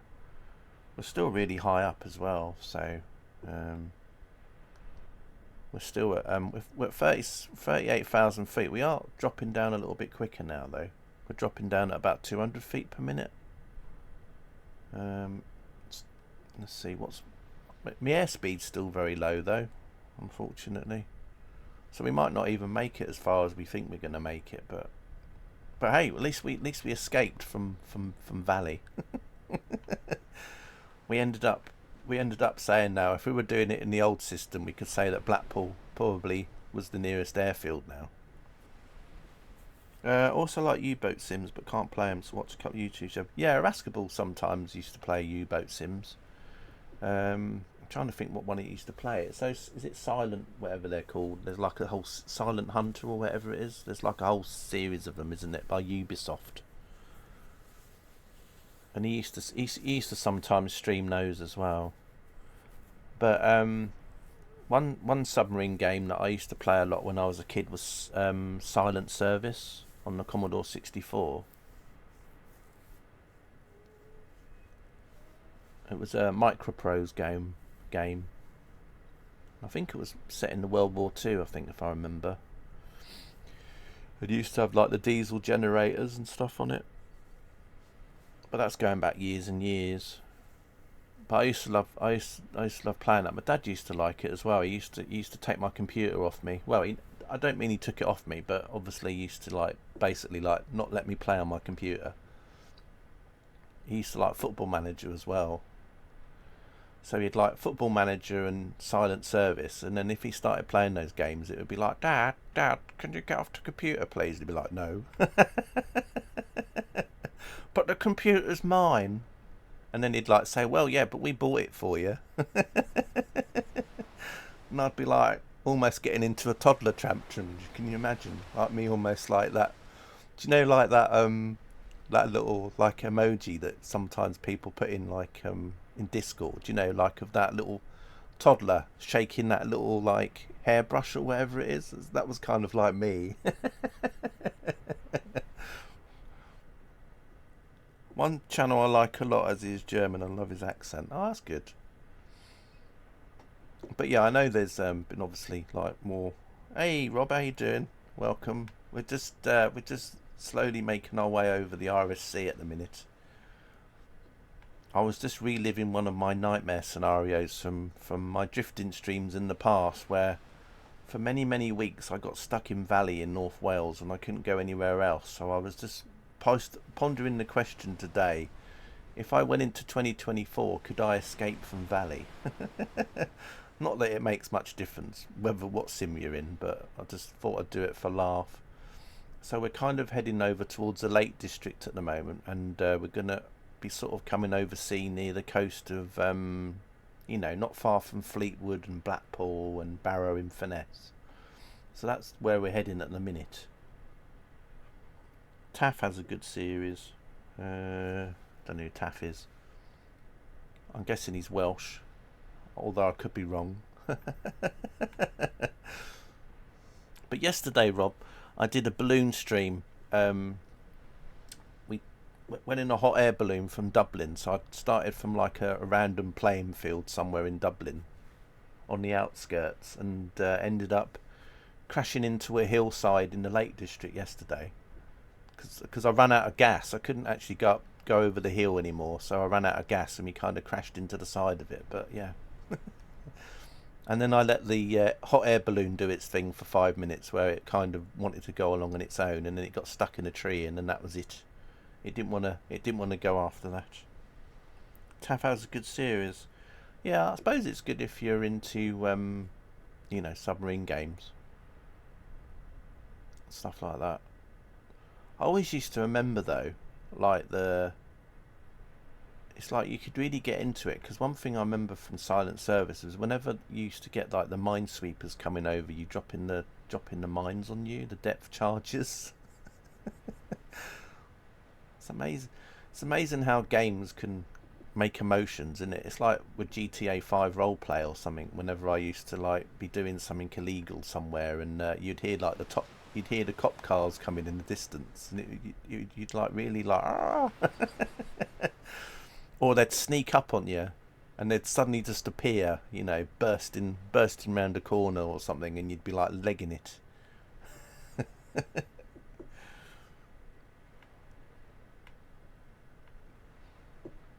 You know, that fear that you get.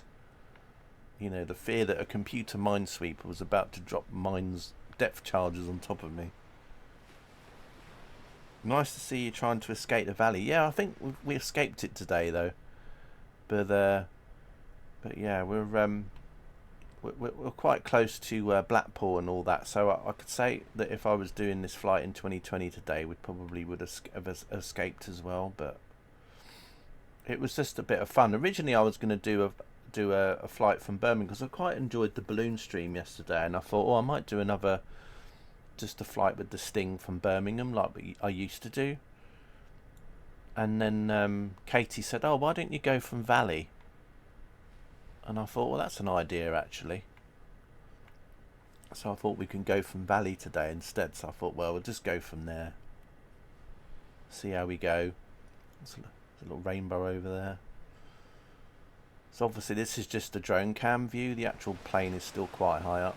I think, let's have a look what we're doing. We're at 37,000 feet at the moment. So it took a while to drop down. But yeah, 37,000 feet, 200 feet per minute. And I'm trying to work out what the ground speed is. It's not very high at the minute. The ground speed, I think, is, let's see. I can look in Volanta, it'll tell me there. Yeah, it's only 13 knots at the minute. The ground speed's not very high at all. But I'll bring up the Volanta map anyway, so you can all see. Now I've just got to remember to turn it off. Because last time I was talking for 5 minutes with the map still up. But anyway, there's the Volanta map. So you can see we started from Valley, and we're literally just going in a northeasterly direction. Although we have turned slightly there as we've gone down a little bit. We've turned more to the east, so we're actually going to come over near to Fleetwood now. Originally, with the original path, we were going to come over near Cleverley, over here. But then as the flight went on, we started to go more in sort of like this sort of direction. So we were heading more towards Grange over Sands. But now, it looks like very recently we've just started to turn a bit more to the east again, so we're actually going to start, we might actually come across, just clip in the top of Fleetwood now. So that's quite interesting. Right, let's turn the map off. Right, there we are. Although you did mention it yesterday, Valley. Yeah, I think I did actually, didn't I? But I didn't know if I was going to do a hot air balloon from there or not. But I just thought, well, that was quite cool you mentioned that again, because I thought, well, actually, yeah, why not? And you did catch me out actually, because then I started thinking about, well, from Birmingham, where would I end up going over? Probably somewhere near York or Hull, which is why I mentioned that earlier. And I just said when I first started the stream, I thought, oh yeah, we'll probably end up near York or Hull or something. But that was based on the fact that I was thinking about when we were going to start from Birmingham. So my brain had already not even thought about the fact that we could actually be going over somewhere different. And we're going to visit the Codheads, named for people from Fleetwood. Oh really? I didn't know they were called Codheads. I mean, I know about the Fisherman's Friend factory. I don't know if is it still there, the Fisherman's Friend factory at Fleetwood? Because you see that when you go past on the tram, don't you? You see it. But I think I'm trying to think how long I spent in Fleetwood. I just literally got off the tram and then just wandered around Fleetwood for about half an hour. I know there was like a little cafe. There was the water, and then there was like a seaside cafe type place, and another shop or another seaside cafe place, and then there was like a monument, which I think is like a war memorial somewhere nearby as well. And then I just got the tram back into Blackpool again. It was literally just waiting for a couple of trams to go by, and then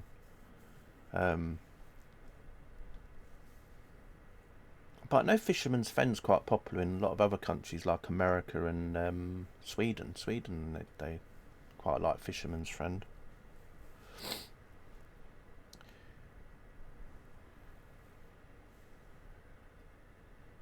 It's like my friend in America. She used to like these sweets that she used to get from the UK, and I used to say to her, I've never even seen these. I guess they never used to sell much in the UK, because I'd go into like a newsagent shop or a shop in the UK and then never see them anywhere on the shelves. But in America, apparently they were quite popular. There were like tins of like these, not mints, but they were similar to mints. But yeah, I never used to see them in the UK. But in America, pretty popular. The river there is called the Loon, and I quite fancied living in Loon Street, We're off to Button Loon. Is there a Button Loon there as well? Do you get like a little spaceship that looks like a Heinz baked bean can going up into the space, into the sky? Button Loon. Loft House of Fleetwood Limited, factory still making them. Cheers, Egbert. Yeah, I thought they obviously, because I know that they're still making Fisherman's Friends, but I didn't know if the factory had been you know, moved somewhere else like they do, you know, like with Cadbury's and other places. They relocate places, don't they, all over the place. So I didn't know if it was like that. We're almost like stopping dead. There was me hyping it all up, you know, like, oh yes, don't worry, once we get down to like a lower flight level, we'll be going much faster. And now we're like just going along almost at walking pace. I don't even know if we'll actually make the mainland now. I think we will, but you know, it's it might take a while. I've been yeah, CK and hype. Yeah, exactly. I've been what's the word? It's a bit like me putting a link in, couldn't it, you know?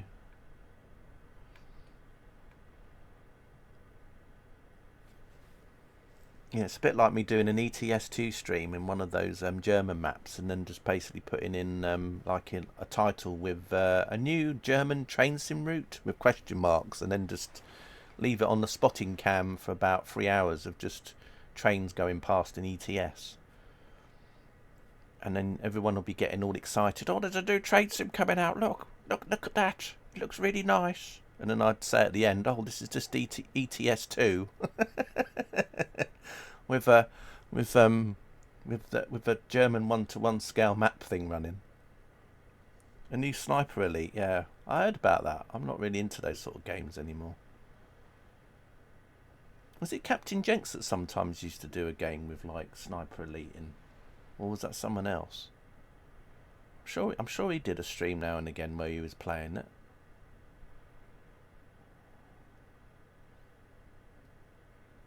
But I can't remember what game it was. But it was like that, where you were kind of like, sort of like being a sniper.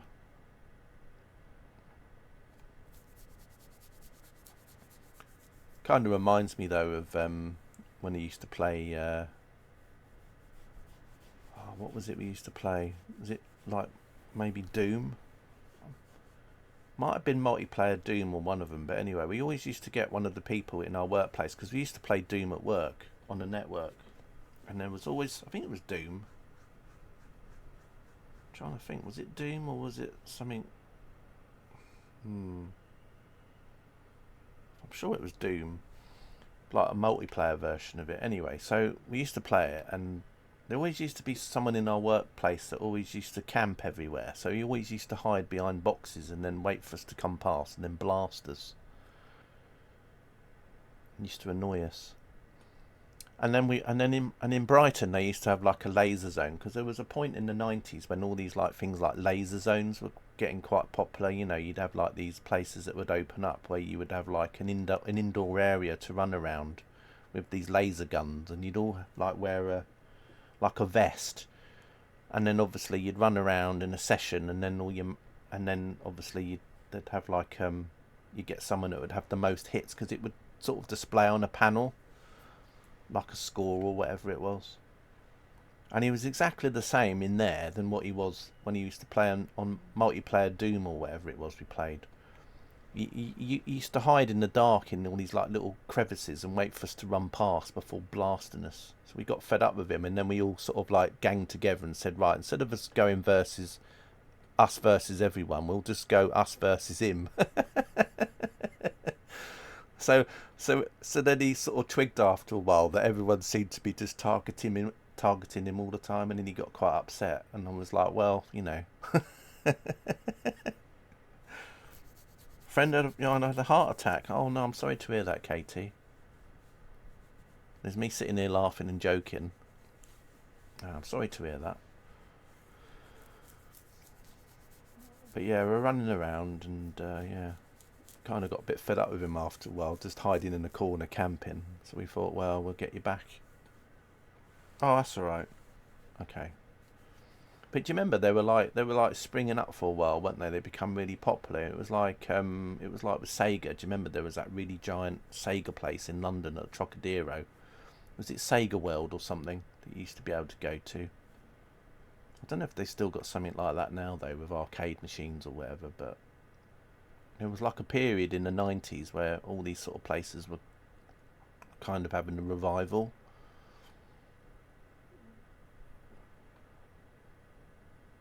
Imagine if you'd all hidden behind boxes. Would have been a bit boring, wouldn't it? We'd be like sitting there looking at thinking, where is everybody? But I think that's why I think it was Doom, because I know in Doom you used to have like these random like crates that would be like piled up that you could hide behind, so I used to like hide in there. But you always used to get that on any game map, didn't you? Any game, even now you probably have people like that camp, that hide away somewhere and wait for people to come past. Wow, we really like stopped. It's almost like the game's decided that it doesn't want me to get to the mainland. Are we hovering now? Well, almost. A box stream. Yeah. Yeah, imagine it if it was like an online Twitch stream and it was literally just me sitting behind some crates for about 4 hours. I don't know what would be better, crates or a map. What would be more exciting? Seeing a map on the screen? Well, at least the plane would move on the map a little bit now and again. You could like spot it moving. But a box stream, I don't know.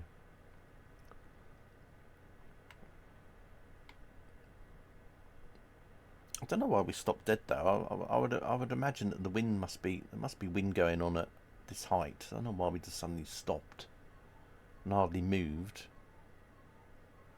Maybe we're in like the eye of this storm cyclone thing that's passing over. You know, if you look on the maps, you see like a cyclone thing passing over. So maybe I'm in the middle of it now. Maybe that's why it's gone dead. Maybe that's why everything's gone crazy, and then all of a sudden it'll be, you know what's going to happen? I'll probably do an 180 and then I'll end up back towards Valley again. So there's me like being all optimistic. Oh yeah, don't worry, we're going to get away from Valley, and the next thing is we'll be going back the other way, and then I'll land in the sea near Valley. You hope Craig's okay. Yeah, he's a little bit quiet, isn't he? He has been very quiet. I don't know if it's just where he's got completely addicted by career mode in 2024, because he did sort of say he was playing a lot of that, so I don't know. Maybe I don't know, who knows. Cocky CK, yeah, well, it's a bit like that, isn't it? It's almost like the game's going, oh, I'll get him back. I mean, it's like we're hardly moving, and I'm like thinking at these sort of flight levels, surely there must be some sort of like wind going on. That looks really... Do you know what that reminds me of? Anyone see Independence Day, the movie? Do you remember that, like when the spaceship come out of the cloud over New York? It's like that. It's like you can sort of see like an outline of a giant ship. It looks like it's about to burst through the cloud over there.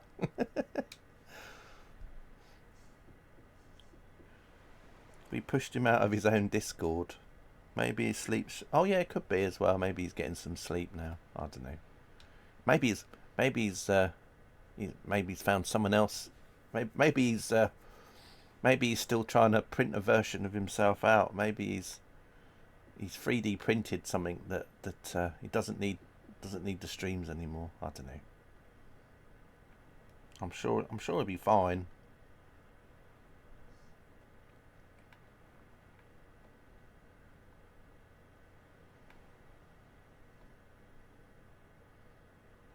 But yeah, I mean, Irascible's like that sometimes, isn't it? I mean, Irascible sometimes tries to sleep at a normal day schedule, and then sometimes I'll be streaming at 10 11 in the morning, and Irascible will pop in, and I'll be like thinking, wow, normally he's asleep. Found a decent... Yeah, that too, Tepic as well. Yep, definitely. Yep. There's loads of decent streamers out there. Definitely. I agree with you.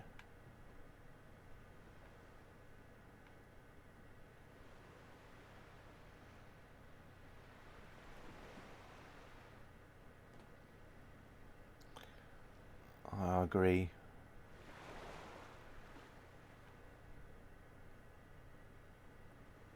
Hasn't been in yours. Yeah, but I think normally, like, when by the time you stream, even when Craig would be like having those unusual sleep patterns, by that sort of time of day, he'd already would have gone to bed anyway. So I wouldn't worry about that too much, Egbert. The good thing about when you're streaming though is normally like that's the sort of time when people like Noxie wake up, and then people like, you know, because Noxie will sometimes see a bit of my stream, but he'll tend to sort of miss a lot of it because he'll literally be, when I'm finishing my stream, he'll be sort of like coming into a stream. You never get viewers. Oh, I'm sure you do. I'm sure you do.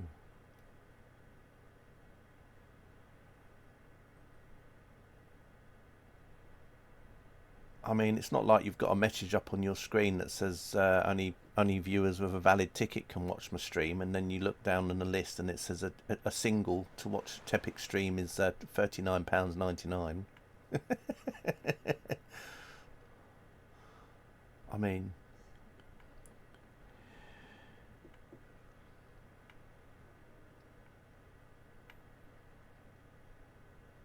anyway, I'm trying to be good in these streams now, Tepic. I'm trying not to make you spend any money anymore. Sometimes my streams would be like a sales pitch to Tepic.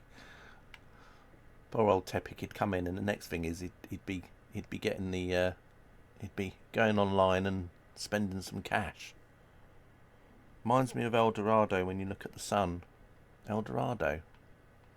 What do you mean, the BBC soap set in Spain or something else? Do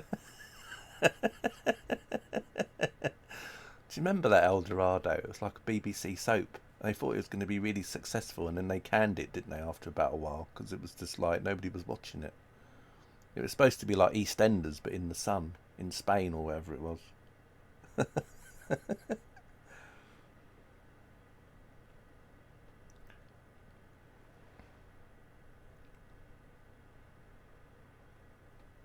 Yes, the soap, really. That was the best bit, yeah. Yeah, I can't remember how many episodes they did before they sort of like stopped it, but anyway. I don't know why we're just like stopped dead. We were like doing all right here. It was almost like it wants to make me land in the water or something. It's terrible. I wonder if it's where I'm literally like over the no man's in this wind thing that's happening. Because I've had that before. Do you remember I did a stream once, and then it went really like dead, and then we went round in a circle, and then we went back the other way again. It's coming back, I think, or being reshown. I've got a feeling it's probably just where, you know, it's like being regurgitated and it'll come back on again. You know, like not as a new thing, but maybe like, I don't know. I saw is it over Christmas they had Bullseye, and I quite like that. I quite like Bullseye. I was hoping it was not going to be a one-off, but I think it was just a one-off. It'd be great if it's not a one-off though, because I actually thought it was quite good. Having Bullseye back on again, you know, getting all the like the more up-to-date like darts players in it appearing and stuff. I think it'd be quite cool. You know, the Van Gerwins and the Aspinalls and the Peter Wrights and that to show up as like guests. I think it'd be quite good fun. All soaps should be cancelled. Make them all read a book.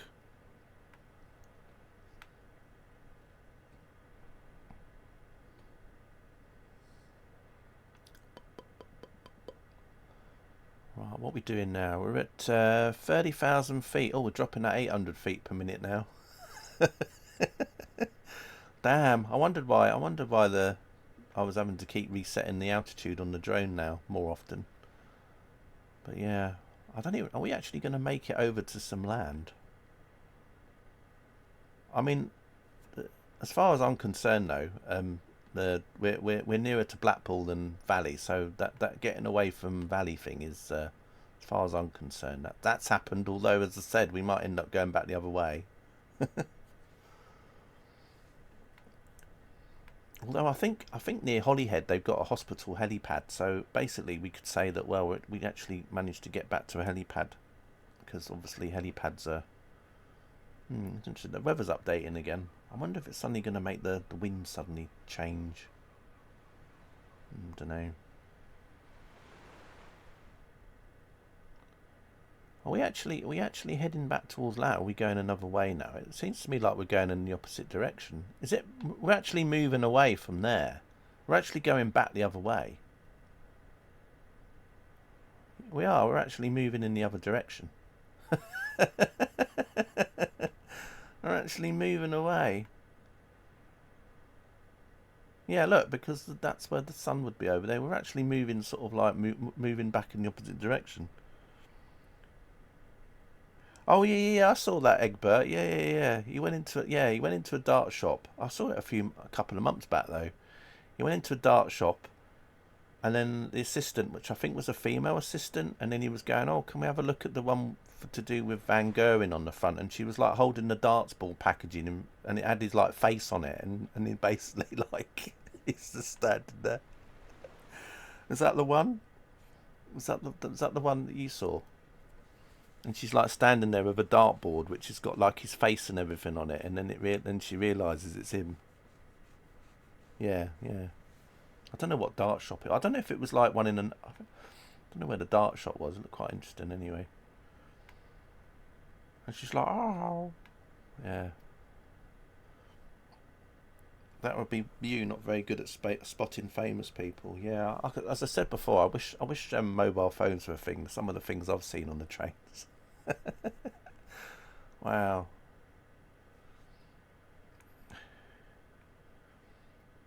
I remember one time I was on a train, and I think it must have been like an MP or someone, or it was like a group of politicians or something, and like a minister maybe. And he got off the train, and there was literally like an entourage with them. So it was like literally like half the train got off behind him, like an entourage. It was just so stupid. I'm trying to think where it was. I think it was on the West Coast Main Line somewhere. Might have been like, I'm trying to think what station it was. But anyway, got off at the station. There was like a big, like, this guy come past, and then there was like a whole entourage with him. And I was like thinking, oh, I think that must be like a minister or something. And then obviously, I've told you about the time when I went on a train, Southwest train service, going to from Waterloo, and then there was literally like the next row of seats in front of me was what's his name? Oh, thingy Webber, whatever his name is. The guy that does the Andrew Lloyd Webber. It was like sitting literally like one row of seats away from me, and I didn't even realise until he got off. I think he was getting off at Guildford, and then he had like this security guy with him or something, and then he's like literally like walked past me, and I was going, "Oh, it's Andrew Lloyd Webber." It was like so random. Paul McCartney, I remember that one where he was like pictured on a train reading a newspaper, wasn't he? He was like sitting in the compartment. Was it sitting on a southeastern trains service, wasn't he? Going to Kent somewhere, and he was just sitting there randomly reading a newspaper. No, that was probably when I talked about it, Egbert. It's probably where I mentioned that at the same time, because I know this subject's been up a few times before. It's probably where I mentioned about Paul McCartney. The other one was Anne Widdecombe though, when she was like working in, I think she was like was it Home Secretary or whatever she was at the time. And I went on a GNER service up north, and she was literally like sitting in the row of seats, one seat ahead, and she was like fast asleep, snoring her head off. And I thought, and this is like what I said, it's a shame that you don't have like, there wasn't like mobile cameras then, because that would have made a good TikTok video of just Anne Widdecombe sitting there like going like asleep in a chair in a train. It was just like so bloody random.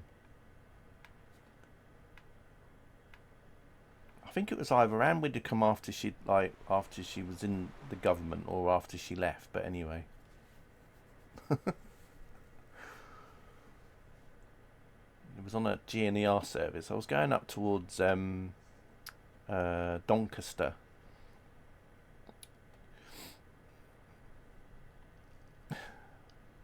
And then the only other time of a celebrity, which was when I went on when I was flying to New York, and then there was a celebrity that was sitting in on a couple of, I think, a row in front of me on the flight, and I didn't really know who it was, but apparently she was quite well known because she was in like Twister and stuff.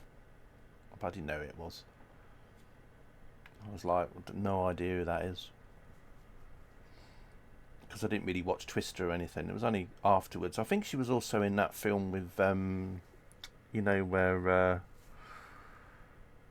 oh, what's his name? Tom Hanks and that ball thing, you know, Castaway, is it? I think it played, she played his wife, I think, something like that. Yeah, Helen Hunt, that's it. Egbert, yes, Helen Hunt. Yeah, she was sitting like one row of seats diagonally in front of me at the time. And like typical celebrity, you know, like some sunglasses on. Like why you'd have sunglasses on when it's like you're on an aeroplane? But anyway, but she wasn't a needy person. It wasn't like she was like constantly clicking her fingers, going, "Come over here, come over here. I want this, I want that." It was just like, you know, it was just like kind of someone that just wanted to be left alone, which is why I didn't go over and give her any grief. Even as I said, I didn't know who it was anyway, but. It was only because like someone mentioned it on the flight. Said, "Oh, there's so and so over there," and I'm like going, "You? Who is that?" But then again, I'd be like that anyway. I'm not one of these people that run over to people and go, "Oh, I need your autograph." I'm more like just like let people. It's probably the only privacy they're going to get all day long, so let them have their privacy. Really, do you know what I mean?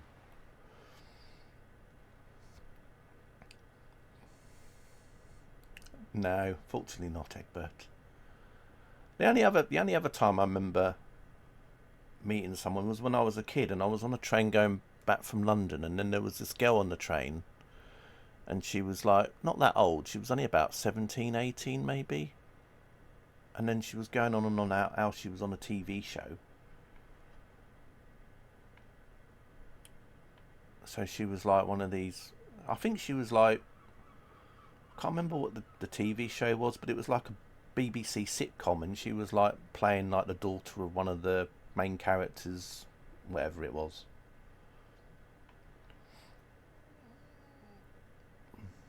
That's about it really.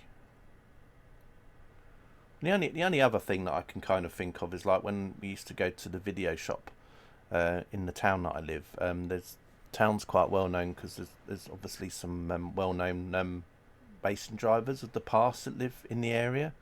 So when I used to go to the video shop with my dad to rent some videos, sometimes some of those racing drivers would pop in at the same time to rent videos out as well. Although they weren't like major. I mean, some of you would know who they were because obviously they were quite well known names in the 70s and 80s, really. Derek Bell was one of them. John Watson was another. I mean, it wasn't like Nigel Mansell or anyone else like that, but Derek Bell was quite well known because he did a lot of stuff like the Le Mans 24 Hours, and John Watson as well. So I don't know. Met loads of famous magicians, but only people I've seen on the street was Damon Hill and his wife on Oxford Street, and an MP crossing the zebra crossing.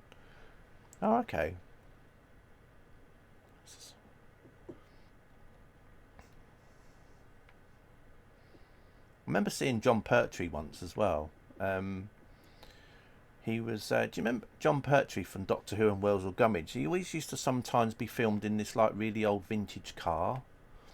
And the funny thing was that we were coming back from London, so we were driving through like near Chessington, and we were going round like a big roundabout. And I remember I was only about 10 or 11, and then there was like this vintage car going round on the roundabout at the same time as us. So it was almost like beside us, and I looked out, and it was like an open top sort of vintage car, and it was John Pertwee was sitting in it, and he had like a scarf on and everything. It almost looked exactly like how he used to be like in Doctor Who. It was just so weird. And he was going round the roundabout at the same time as us. And I was like, oh my God. But I think it was more like when I was into Welsell Gummidge then. So it was like, oh, there's Welsell Gummidge. Did you run the MP down? Do you know what?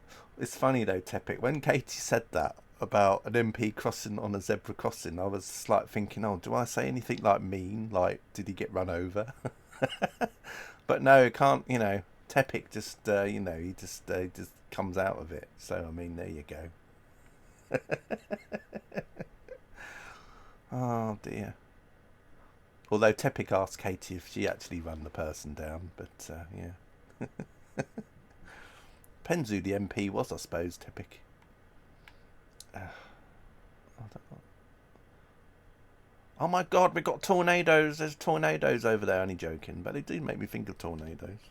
But I need to look at the Volanta map. That's if the map's still up on the screen. I hope not. Oh look, we have. Look. I'm jinxing myself. Look at that. We are turning round. Look.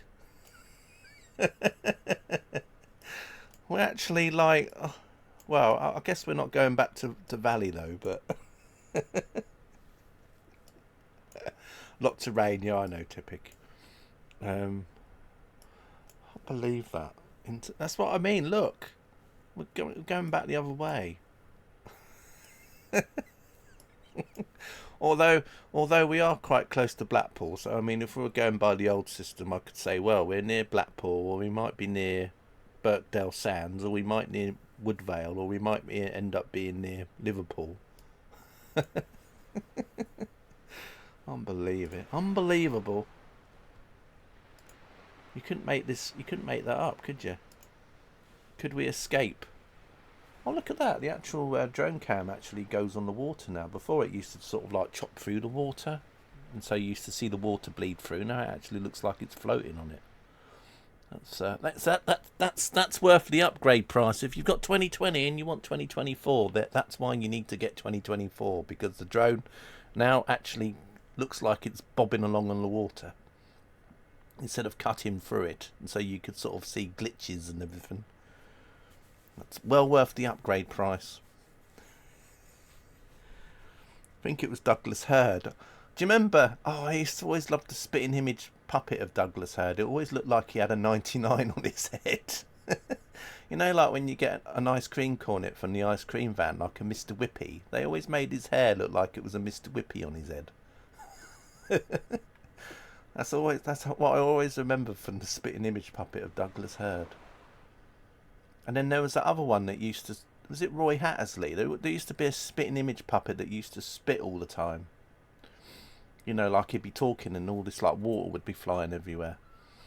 I can't remember if it was Roy Hattersley or someone else, but I know it was one of them. I kind of do miss spitting image. Can you imagine what they if they did like the regular show today, who they'd have in it.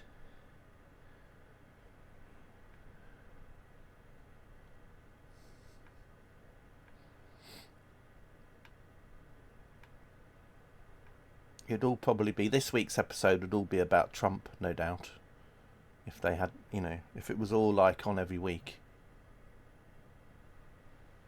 I'm slow, but I just noticed the fog on TSW5 gets in the train. Yeah, I noticed that the other day, Tepic, actually. I think I was using that Real Weather plugin and it was a bit foggy, and then I was walking through a carriage and in the carriage it was all foggy as well, and I'm like thinking, well, that can't be right, because surely the fog wouldn't be in the carriage. I mean, you know, the doors could be open and maybe like a bit of the fog could go through a window, but it was like it was like almost like the train was just like the fog could just go straight through it. I mean, to be honest, I'd not really noticed it before either, so I don't know if it's a new thing. Maybe it's to cut down on frame rates, to stop the frame rates. You know, so many frames were lost because the fog was colliding with the train and couldn't go through it, that they thought, oh my God, there's so many frames that we're dropping here, so we'll take the collision detection off for the fog, so now the fog can go into the train. I'm sure that's not actually the case, but anyway, just made me laugh. Some TV historian came in my Maplins once and was served by me, but I didn't recognise him, and one of my staff later told me it was. Yeah, well, that reminds me of Patrick Moore, actually, because one time when I was going up to London, Patrick Moore was sitting on the bench at the railway station platform waiting for the train to London, and then what made me laugh, and I'm not making this up, is that he had a pile of newspapers with him, right, and one of the newspapers was called The Sun, and he was reading The Sun, and I thought that was just hilarious that someone that talks about stars and astronomy was reading the paper with the sun written on it, because obviously the sun being a star.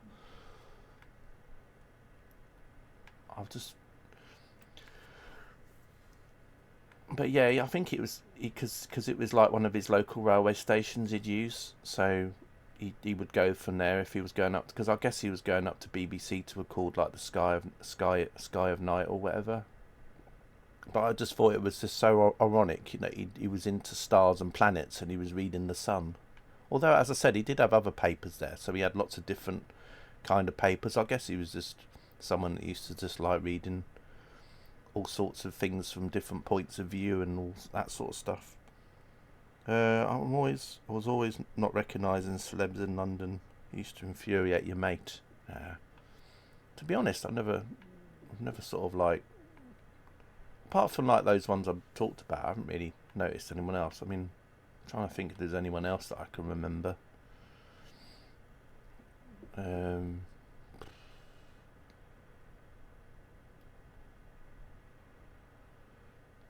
I mean, I remember seeing Richard Branson once, but he was on a pier and he was like miles away, so you couldn't really make out who it was. And then he jumped off the pier with a hang glider, if I remember. No, he didn't. He jumped off in a fancy dress costume. That was it.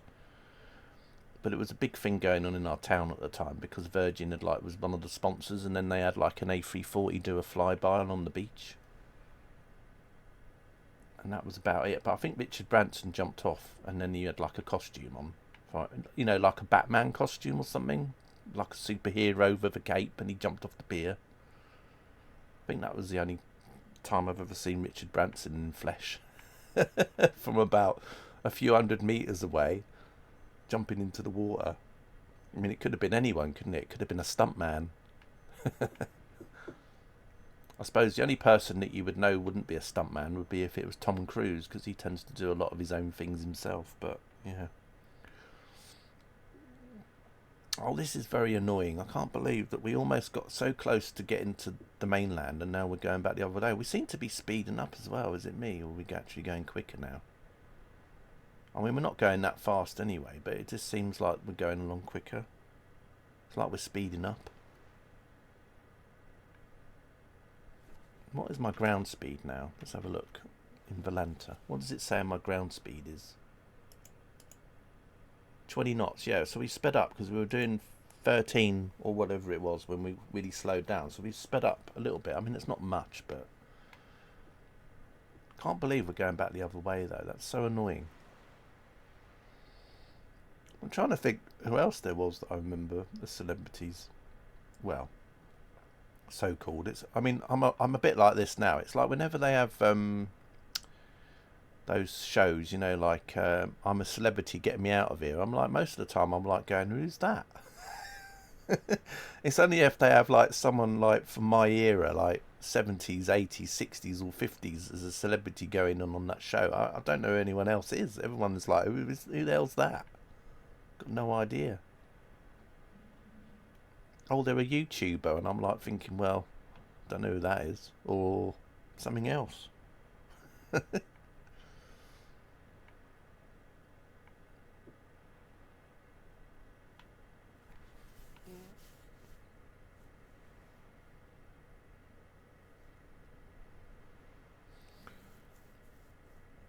I'm trying to think if there's anyone else well known that I've seen.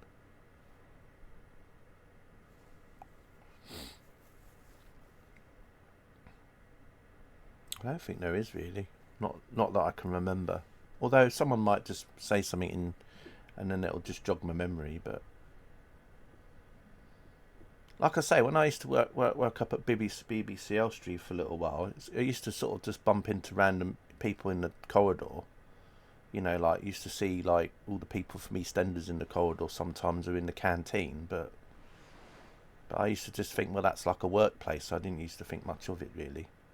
I mean, the first couple of days it was a bit surreal, but then I just got used to it after that. So I was just like in the canteen, and there'd be people from EastEnders sitting a few tables away. So I just used to never think much about it.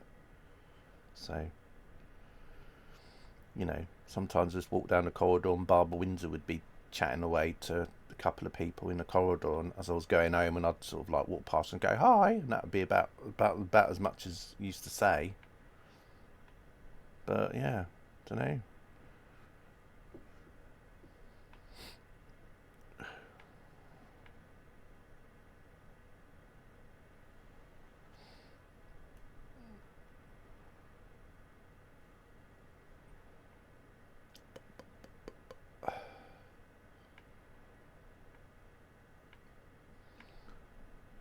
I'm trying to think if there was anyone, you know, apart from that I used to sort of remember.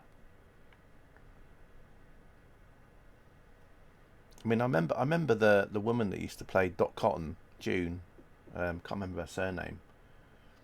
She always used to turn up in the mornings quite elegant with like a nice scarf, and you know, and then you'd sort of like think that she's gonna, and then you'd see her at lunchtime in the canteen, and she'd be in her Dot Cotton stuff.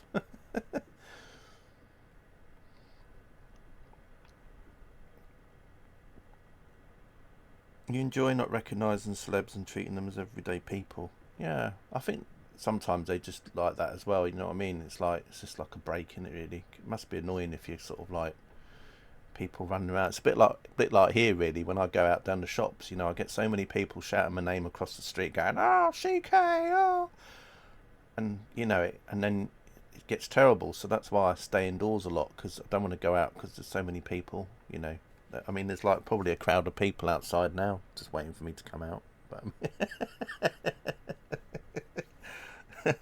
but I'm only kidding, by the way. But I mean, it must be it must be like annoying though. But I also love it how some celebrities, they sit and whine about publicity and how they hate everyone hounding them when they're out, and then when they want to promote something, then suddenly like, oh, they'll do everything to try and get publicity. Like one minute they hate publicity, and the next minute they want it.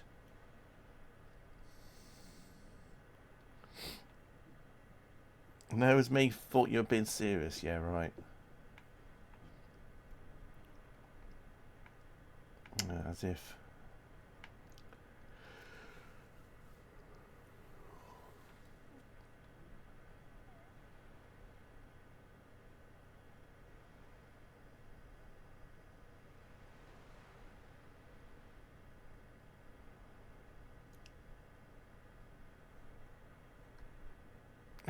Oh, 10,000 feet now. We're getting closer. I think we're just going to end up in the water. But the question is, did I get away from Valley? Well, I think we did. I mean, yeah, I think we did get away from Valley. As in, like, I think Blackpool's nearer, so I think we could say, well, we can start from Blackpool the next time. Not that there's a next time, but I'm just doing this as if like it was an old 2020 round the world stream thing. It's a bit annoying that we ended up going back to out to sea though, because I mean we were so close to actually getting to the land and then went away again. That's the only disappointing thing about it.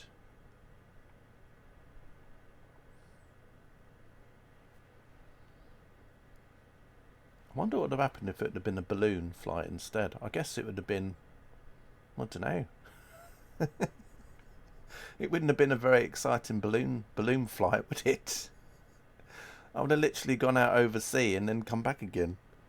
Although it could have even been worse in the balloon stream, because in the balloon stream we probably would have only got over the coast of Wales and then would have turned round in the opposite direction and gone back the other way.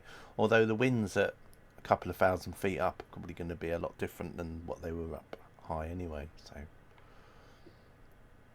it's a bit rubbishy though. Like I say, it's all been hyped. You know, I was getting all excited, going, "Oh, we might make it to Newcastle, or we might make it to the North Sea," and then all of a sudden, like we've literally gone probably, what, 20 miles? I've seen an interview with a Hollywood actress who wished she could meet a man he didn't recognise and therefore wanted to know for the person he had met rather than naming Light's movie star. Ah. Oh, we're heading to the Conwy platform. Is that the train platform? Has it been flooded? Maybe it's submerged. Oh no, it's I guess it's a... oh, they must have turned the shipping back on again. Well, it looks like we're heading towards the Conwy platform. It'd be funny if we actually land on it. Imagine if there was like a helipad on that platform and my plane actually lands spotted right, slap right in the middle of it. It'd be like them SpaceX boosters, wouldn't it, when they land on the ship with the little target written on it. Bet you feel the same with all the women that throw themselves at you. Yeah, exactly, Katie, yeah. Although they don't tend to throw themselves at me, it tends to be everything else that they throw at me instead. You know, rotten tomatoes, potato peels. You know, like when people used to get put in the stocks in the village years ago. Well, it's a bit like that when I go out. You know, people throwing things at you. There's a reason why Daft Punk would always wear the helmet. Hey, Neko, how are you? Feels like I've not seen land in years on these streams. Yeah, well, I guess you must keep going AFK and coming back when I'm over water. I mean, the last couple of World of the World trips have just been mainly let's fly over Kazakhstan and Uzbekistan. So, yeah. And Ado is another one, very popular singer, and no one knows what she looks like. She said she loves that she's anonymous and can have a normal life. Yeah, I suppose Banksy's like that, isn't it? Everyone wants to kind of like, you know, like who's Banksy? Could be anyone really, couldn't it? You know. Some people say that they've seen them, but you know, it's like a mystery. Could be Rowan Atkinson, couldn't it? Could be Mr. Bean in disguise, you know, doing it. I mean, you just don't know, could you? It could be Zippy from Rainbow or George. Could be. Could be. Could be like, I don't know, let's think of someone else just randomly. Diane Abbott. It could be Diane Abbott doing it. Could be Diane Abbott. Could be Banksy. Could be anyone. Could be. Isn't Banksy Neil Buchanan? Well, the thing is, I don't even know who Neil Buchanan is. Is that the same Neil Buchanan that used to appear on kids' TV shows years ago? Was it like Liverpudlian? Is that the one you mean? See, this is what really? Is that what they say? It's him? Wow, that's mad. I don't know. No idea. This is an art attack. Yeah. Can't be George from Rainbow. That's you. Yeah. Yeah, well, I've got to go out after I finish the stream. I've got to do a mural somewhere. Oh, did I say that out loud? I've got to go and do some murals. Yeah, there's a street down the road. It's not worth a lot to developers, so I might just do a mural down there, and then might make it a bit more. Might get some more money for it. I don't know. Hope Muriel gives consent. Donkey sanctuary, yeah, alpaca farm. But yeah, anyway, it's been a very interesting flight, this Neko. I don't know how long you've been lurking for, but we literally started from Valley, and we were heading quite happily towards the coast near to Blackpool and Fleetwood, and then literally, as we got there, or we were about to get there, the plane stopped moving, and then next thing is we're going back in a completely different direction, back out to sea again, like I feel like I've completely scammed all my viewers into something that they were going to look forward to, and then suddenly it's like, well, we're just going out to sea again. We went there a couple of weeks ago. What, to the Donkey Sanctuary? What do you mean to Valley? On Holyhead? Donkey Sanctuary, really? Alright, okay, I don't know. You want your money back? I know, it's terrible. It's a good job you don't. It's a good job I'm not an affiliate, and you'll have to pay me like $4.99 a month or whatever it is. I'd probably be looking in PayPal today, and it'd be saying there'd be like 20 refund requests. Everyone want their money back for the month. Another person I haven't seen in my streams for a little while, although I think he's probably just busy now. Now that he's doing his thing, was Dave. I wonder if Dave and Craig are the same person. There you go. That's one for the conspiracy theorists out there. It's a bit like the Clark Kent and the Superman thing, isn't it? It's like, it's funny that when Craig disappears from the stream, so does Dave. You want to drop affiliate? Yeah, I've heard about that. I think there was a couple of people in the past that mentioned that, and then obviously it's like, it's a bit like when you want to cancel things in reality, like if you take up a subscription with somebody, like Sky or somebody, you can ring a number to, it's a lot easier to just cancel something. I think there was one, I can't remember what it was. It was like one of the streaming services where it was really easy to sign up from, and then when you wanted to cancel, it was like you had to go through a minefield to cancel.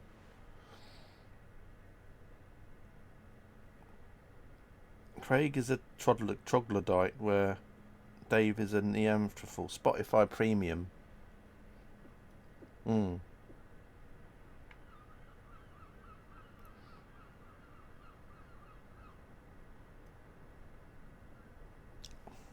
Yeah, I know a lot of them are like that. I think it's like the same with anything, isn't it? It's like you have to go, you can just ring like one direct number to talk to someone when you wanna join somewhere, and then when you want to cancel, it's like you've got to go through like quite a few loops before you actually get to wherever it is you need to go.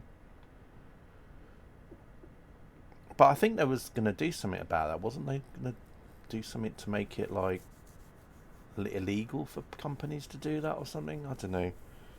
There was a US gym that allowed online sign up. Yeah, that's another one. Yeah, that was what it might have been about as well, about gyms and things, Neko as well, because people would sign up to gyms, and then when you wanted to cancel, it was like a nightmare to cancel. But it wasn't that example right there, but I know gyms was one of the things that came up, like when people went on, did gym memberships and stuff. It was quite a few things. I think like mobile phone contracts, all sorts of things in it, really. The only way to cancel was in writing, and the latter had to be sent with a really obscure postage thing that meant a trip to the post office. That's about right, isn't it? And I bet just to sign up to it, you could literally go online and just do that, couldn't you?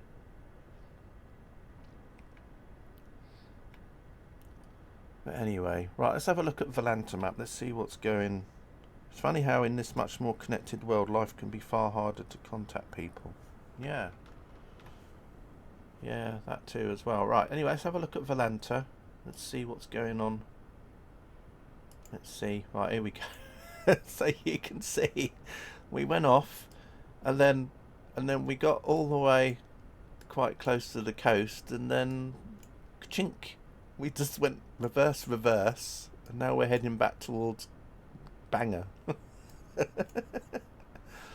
Oh. I've got a feeling that oh no, not that one. I've got a feeling that we're going to be in the water soon, so I need to look up, because my plane can't be too far away now. Literally, as I said, look, my plane is literally here. I almost missed it. It's a good job I thought about it, because we could have literally missed the point where my plane actually crashed into the water. Wow, splashed into the water. Got to be careful with these online sign-ups. Can't easily sneeze and end up with a subscription to HelloFresh.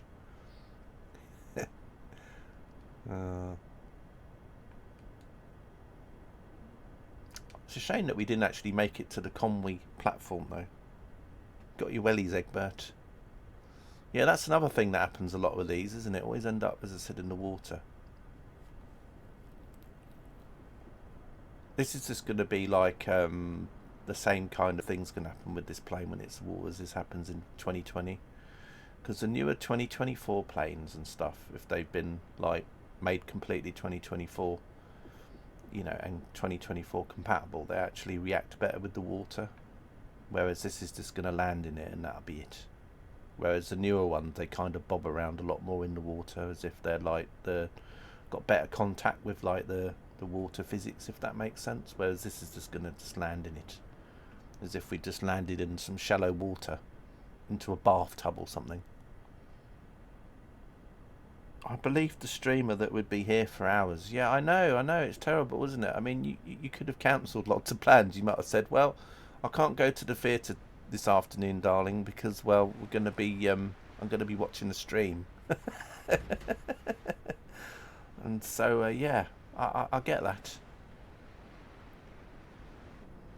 Yeah, there's just a little bit of wobbling around, but, yeah. Egbert scammed again. I know. Terrible. Oh, the balloon, the parachute obviously doesn't want to go down. You know why that is? It's probably where there's still some wind blowing, so it's making made the parachute keep rising up again with the animation it plays. CK scam game. Yeah.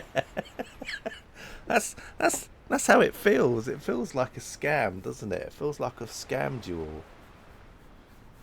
I feel like, I've advertised as a stream and said, oh yes, look, it's still trying to move in the water.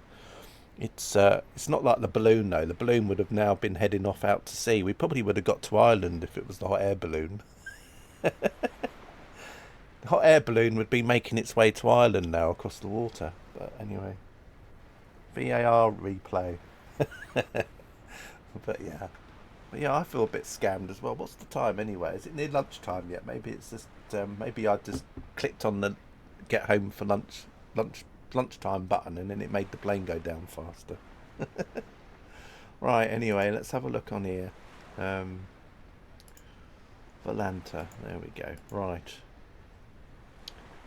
See what happened in the end. So yeah, I might actually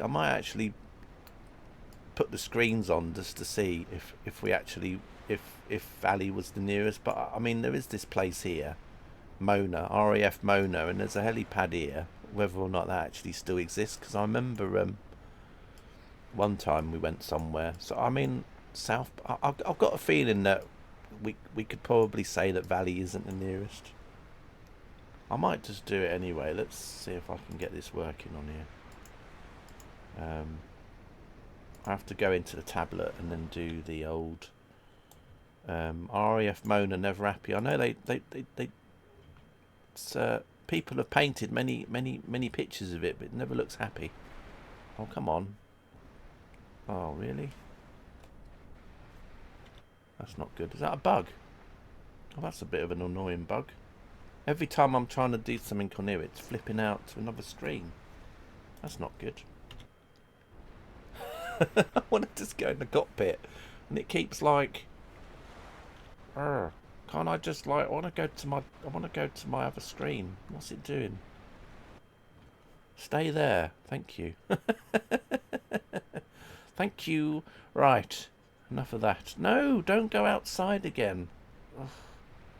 It's so annoying. I just want to like go into the tablet and then just pack the parachute away, but it doesn't give me enough time to even do it.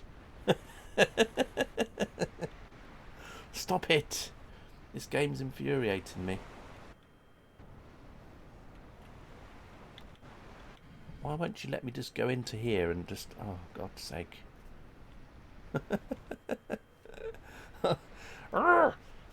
Do you know, it's really annoying when I'm trying to do that. Not unless it's a keyboard conflict or something I've got. Hang on, realism. No, go away. I'm trying Well, okay, well, I think one way around it is I'm going to just... hang on a minute. Oh, what's it doing now? Right, hang on. Right, I'm just gonna put it up in the sky, because let's just do this. Right, let's go in here now, please. Right, thank you. Right, let's go. Is it to? Oh, what was it called? Oh, it's not even here. Where's the pack the parachute thing gone? I used to have a screen that used to say pack parachute away. Where's that gone? Oh, mate, I don't know. That's weird. They taken that out? Maybe they removed it in here. They used to have a put the parachute away button. Oh, it says maybe it's here. Right, okay, hang on a minute. Right, we'll have to... Right, hang on a minute. No. Still going to do this annoying thing again. Sorry about this, everyone. It's just really... There we go, quick. No! Ah, did it again.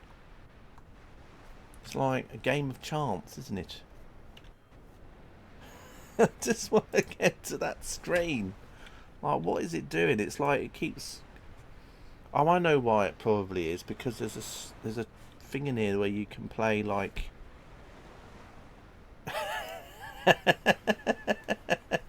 It's very frustrating, Katie. It's literally like... Wants to play that animation and then it's like... I think it's because there's wind here and then the parachute is going, oh, well, there's gust of wind, so I'm going to do the animation of the parachute. Oh, I give up. I just wanted to just load up everything just so that we could... No, I literally was about to click on it and then it goes off again. Slew to land. Yeah, but it's not in the water. It's the wind. It's picking up the wind, Egbert, and then it makes the parachute animation play again. It didn't do this in 2020, but I don't think it would make any difference me being. But the thing is, the whole point of me doing this is I want to see how close to valley we are. So if I slew to land, then we're obviously going to be changing the distance. So that's one reason why I didn't want to mess around with it so much. Change the wind. Oh, that's a good idea, Katie. Yeah, good idea. Why didn't I think of that? Good job we got brain boxes like Katie in chat, isn't it? We can just turn off the weather and then the balloon, the parachute will probably go down and yeah, there we go. Simple, isn't it, really, when you put your brain into something. Katie's obviously decided that you know, she wants to finish the stream early anyway, so well, I think there's a button somewhere. I'm trying to think where it is. Is it stupid low level wins? I know, right?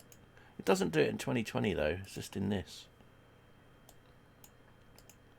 Sure, there used to be a button somewhere that said that when you could turn off the animation view or something. There was a view screen or something. Weird. Might be in here. Oh, there we go. Ballistic. This is it. This is the one. It's probably to do with this. The camera cinematics, and that's why, because it was keep trying to animate the thing, so it wouldn't do it now. But anyway, bit of realism.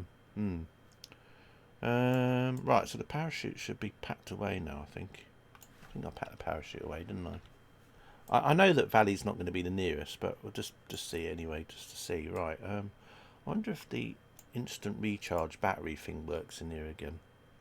It used to before, I don't know if it does anymore, but then there was a time when it didn't recharge. Let's see, does it charge? No, it used to be quite good, and then they changed it. Right. Anyway, the only other way I can get around this then is doing the slew thing, where I have to come out of slew. Right, and then the screen should come back on now. Right, this is how I used to do it before.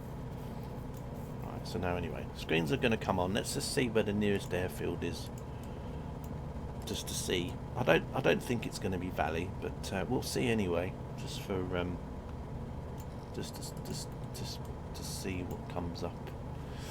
Takes a little while for it to show up, so we just have to wait for it. Oh, I think the engines are on as well. I need to turn them off. Still does that thing when it goes on to full throttle, and then the engine goes bang after about 5 minutes. The screens are really bright as well. Look at that.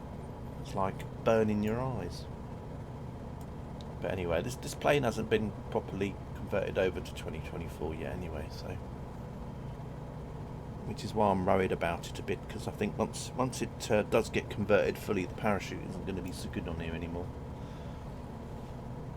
Although I need to try the Cirrus jet actually, and the Cirrus plane, to see if how they behave. I might do that in a minute actually. I might just change into the Cirrus plane and then just slew up to about 10,000 feet and then see what happens with the parachute. I don't know. Not sure. Right, anyway. Still waiting for it to show these up.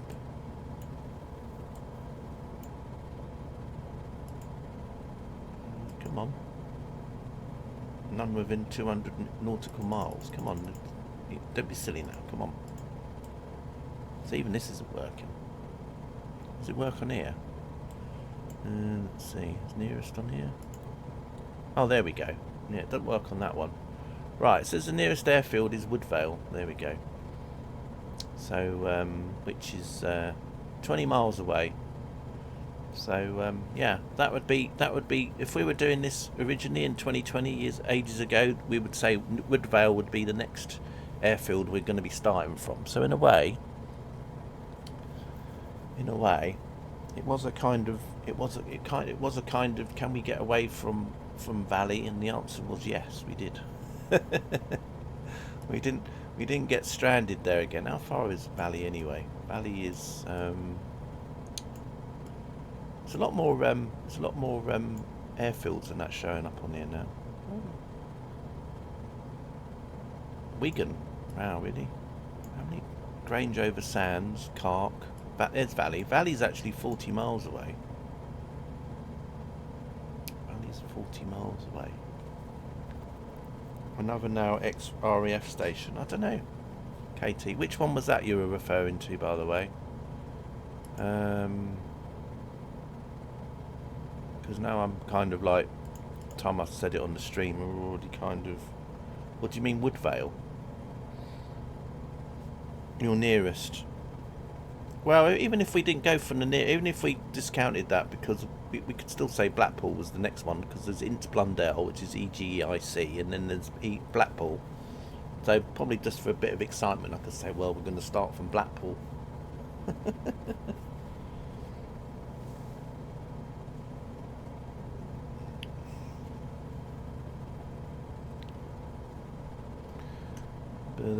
yeah. But anyway. So that's where we ended up. Let's have a look at the Conway platform actually while we're here. Can I move the slew? Can I slew?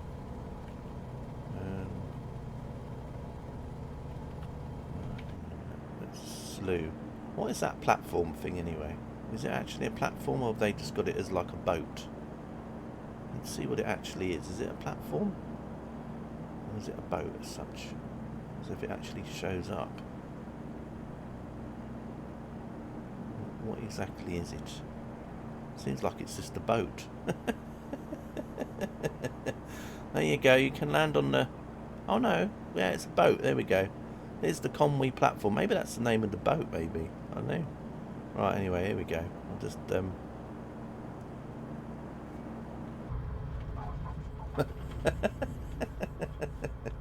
There we are, right. Oh, hang on a minute. There we go. We landed on the Conway platform. Wow, what kind of like what the Conway platform was, but anyway.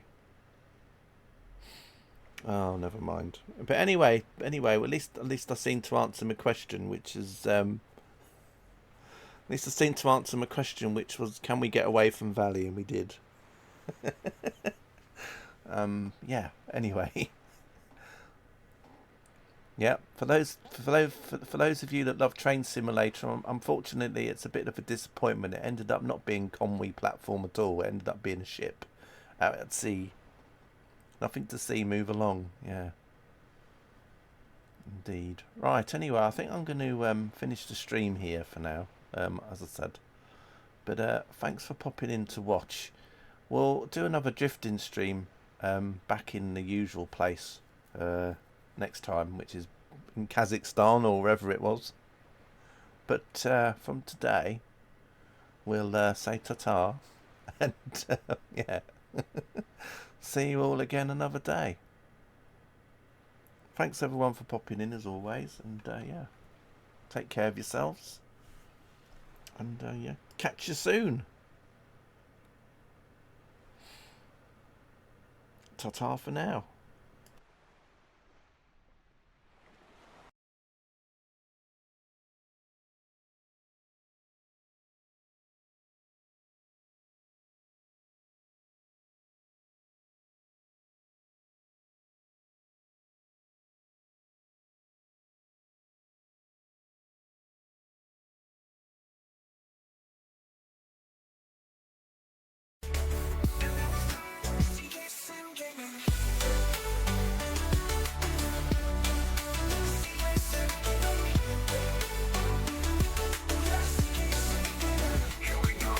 Trains, trucks to parachute planes. Let's see where we drift to. Buffers in reverse, road signs wrecked. It's StingS4 gaming time.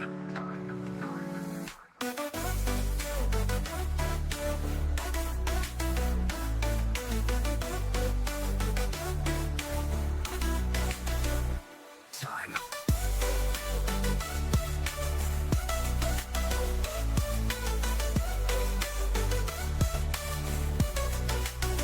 Driving trains, trucks to parachute planes. Let's see where we drift to. Buffers in reverse, road signs wrecked. It's StingS4 gaming time. Time.